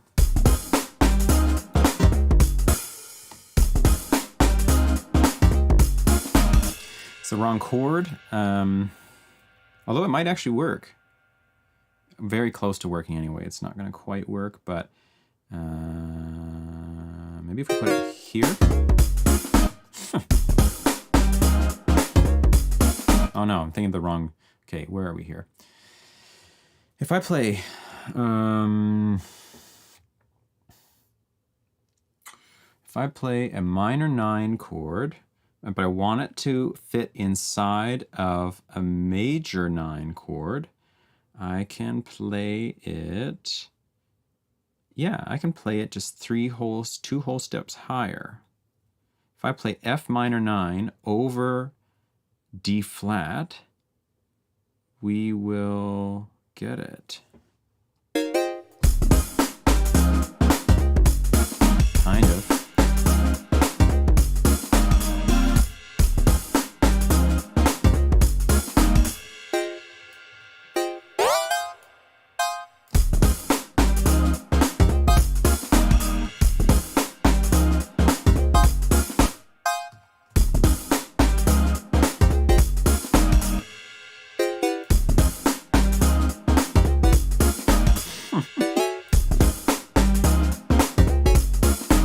That's kind of cool. It's really weird, but that's kind of what I'm going for.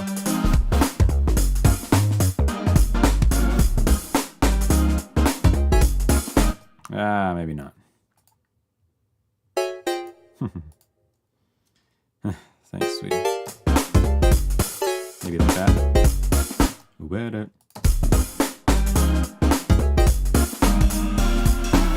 Kind of hit.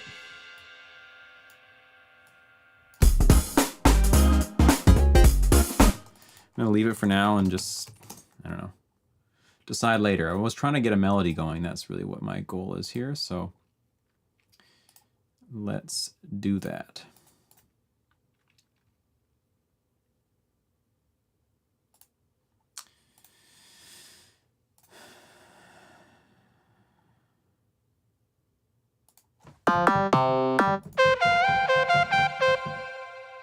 Yeah, maybe.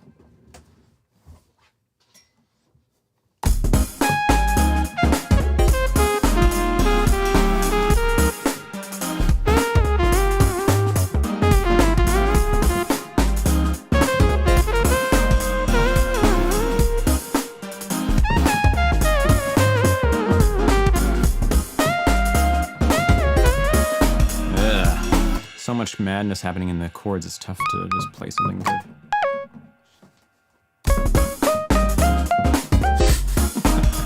The dinkiest little sound.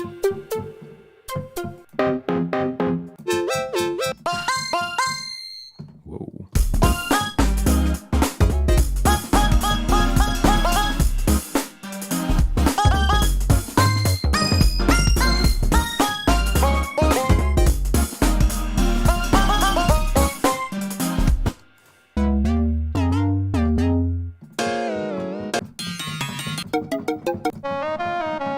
That's kind of nice. Crazy frog. Yeah, Shamcry, I know which one you're talking about.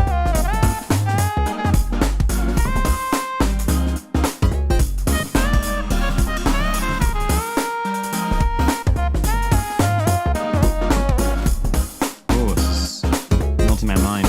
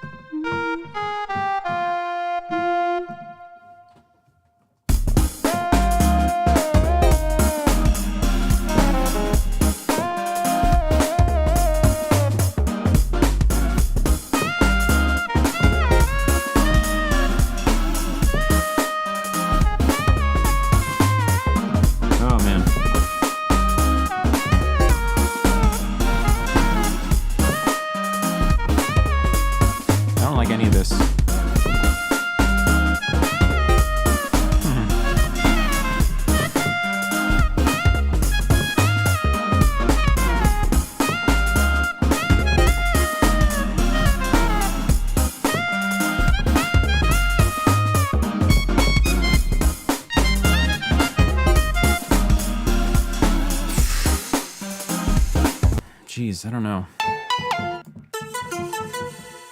Maybe a vibraphone. Maybe.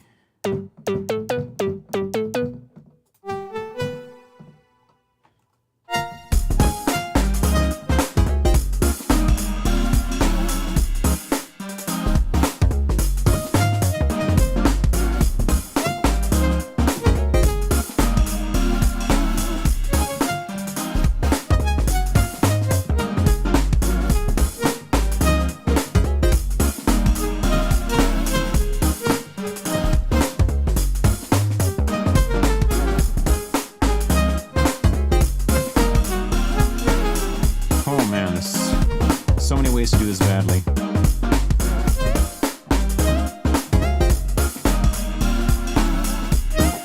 Yeah, I like the sound.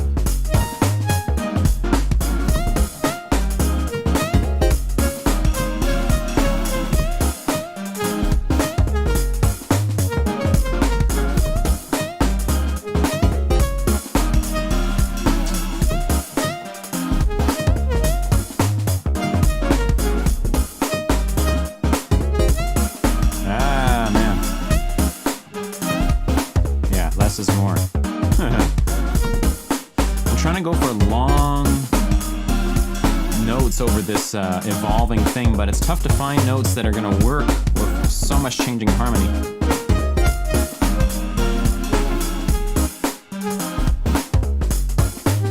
I'm going to leave this sound in there for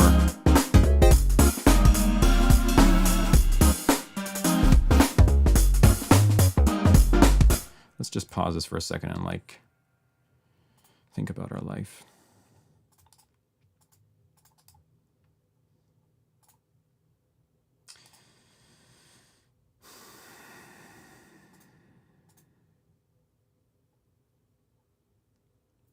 Yeah, more decay on that sound might work actually. That's a good idea. Could try it.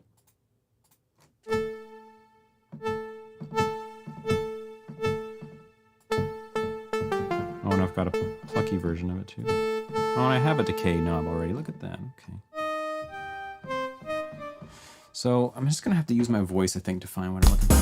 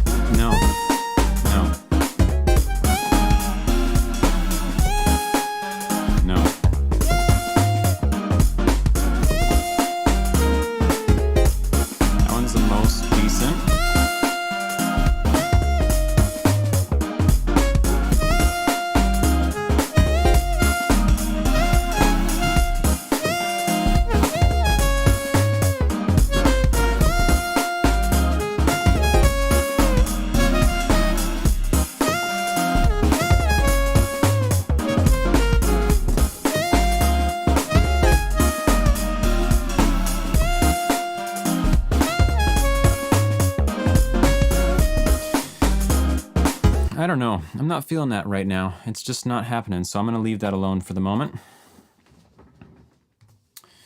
And let's see. I mean, we're basically at the end of my time I was going to go for, so I might just leave it here.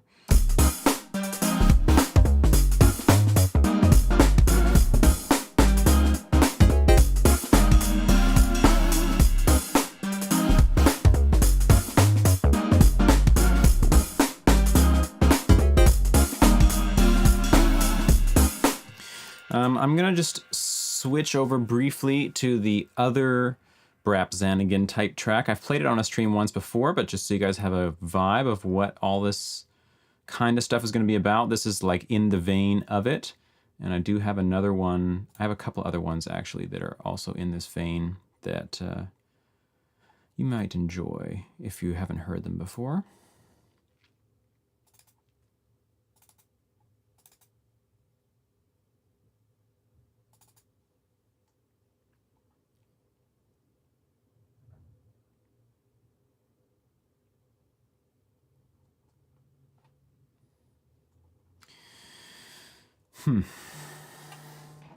It's 12 o'clock. Yeah.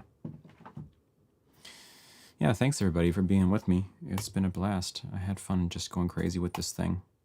Didn't get as far as I wanted to, but I kind of never do. So here's the other Brap tune. It's kind of like disjointed at the moment. It has a few parts and some weird stuff that's, I don't even know, not working, but whatever. You get the idea. Let's turn on this off. This might be a bit louder than the previous track. Let me just turn it down for you just a little bit.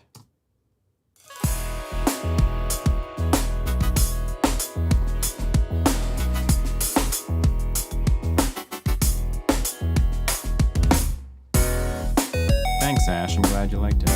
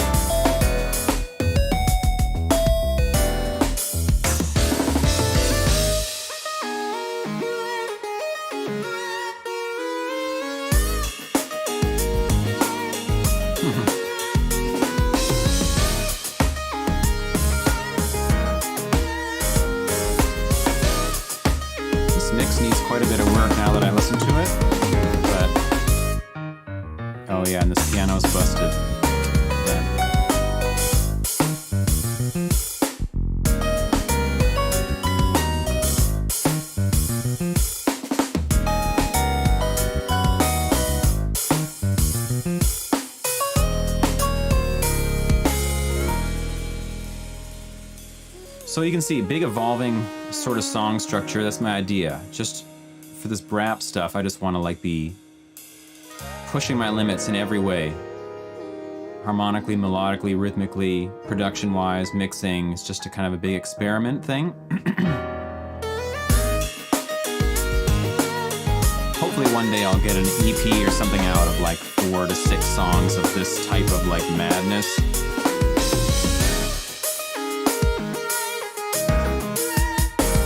Yes, winter has arrived. We've had snow already, a little bit. I assume the same for you too.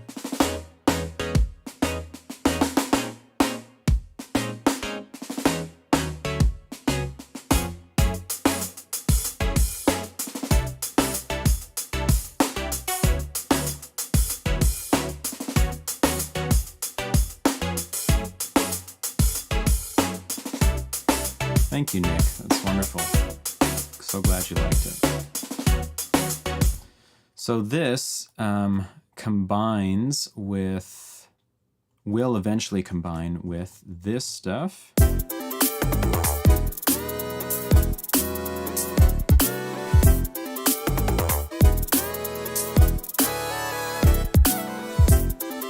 It's missing a note in here.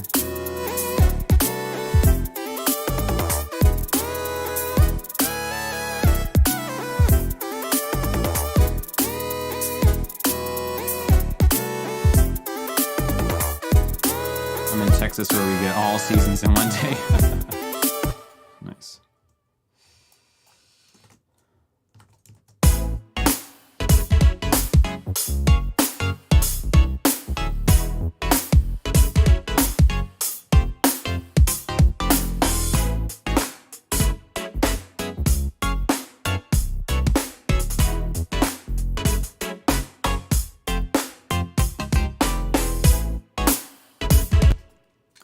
Yeah, lots of good stuff in this thing that I really gotta work on at some point.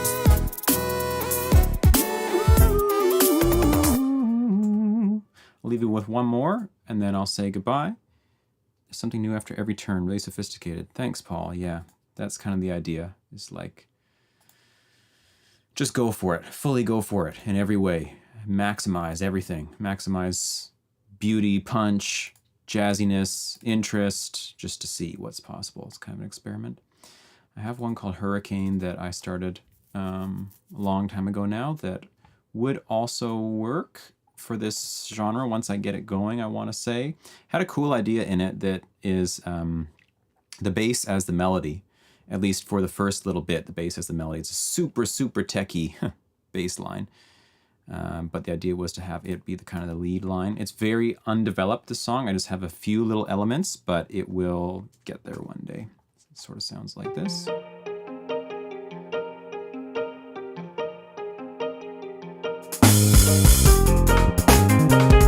Sorry for the volume.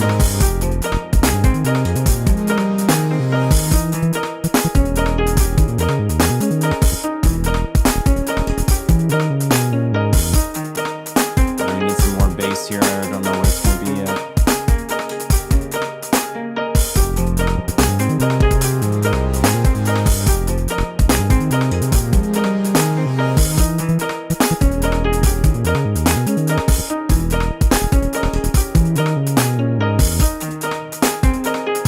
Oh, you never heard this one? Yeah, I like it too. I quite like the prettiness mixed with the bass. Like, here's the bass line.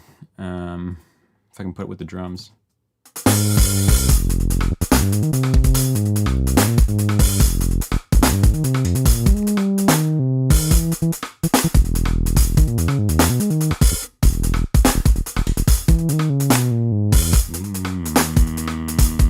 Need some more stuff in there. Yeah, what are those chords anyway? That would be sick. I really gotta finish this.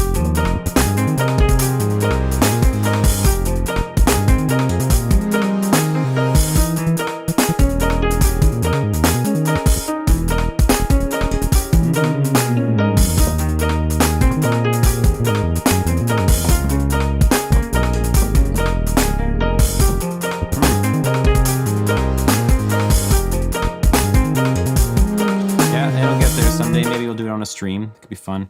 Tough thing is with these sorts of tracks that like push my boundaries to the limit in terms of like my abilities, that is.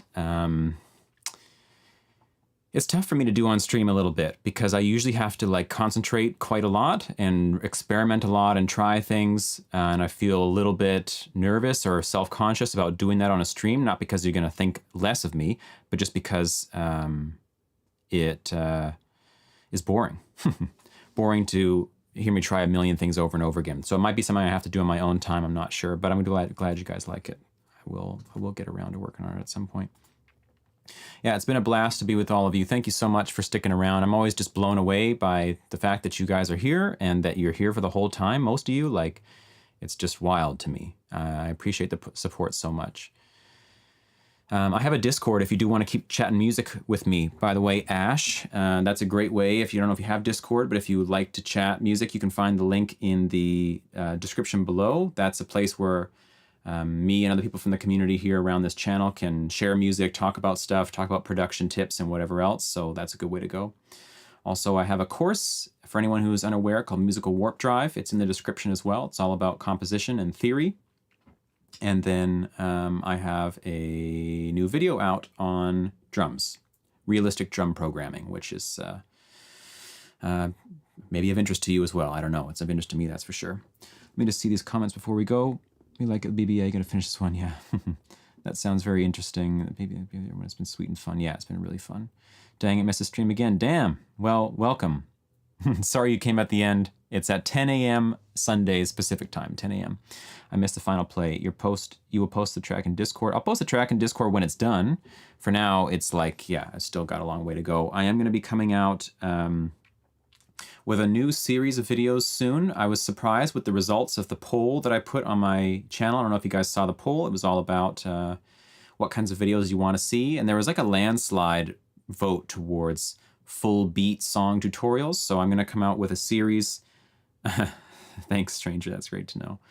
I'm going to come out with a series on step-by-step composition, step-by-step beat making, where I go through every decision I'm making in like a little piece of 16 bars or something like that, and you can follow along. And by the end, if you follow along, you'll also have an awesome beat in your computer that you can mess with, explain all my mixing decisions, all my composition decisions, and all that kind of stuff, trying to go as step-by-step as possible. So hopefully that will respond to the desire for people for tutorials on full beats. And yeah, we'll see. Video on drum chords. That's a good idea, actually. That should be the next one, the drum chord video. How many people are going to click on that? You just make a thumbnail and drum chords. Man, I would never do that. I would never make that thumbnail, but like probably everybody's going to click on that. I would click on that thumbnail. If someone was like, yo, playing chords on drums, come on. Actually, maybe I should do that. Thanks, everybody. It's been wonderful, and I'll talk to you very soon. I hope you have a great rest of your day or night wherever you are. Bye now.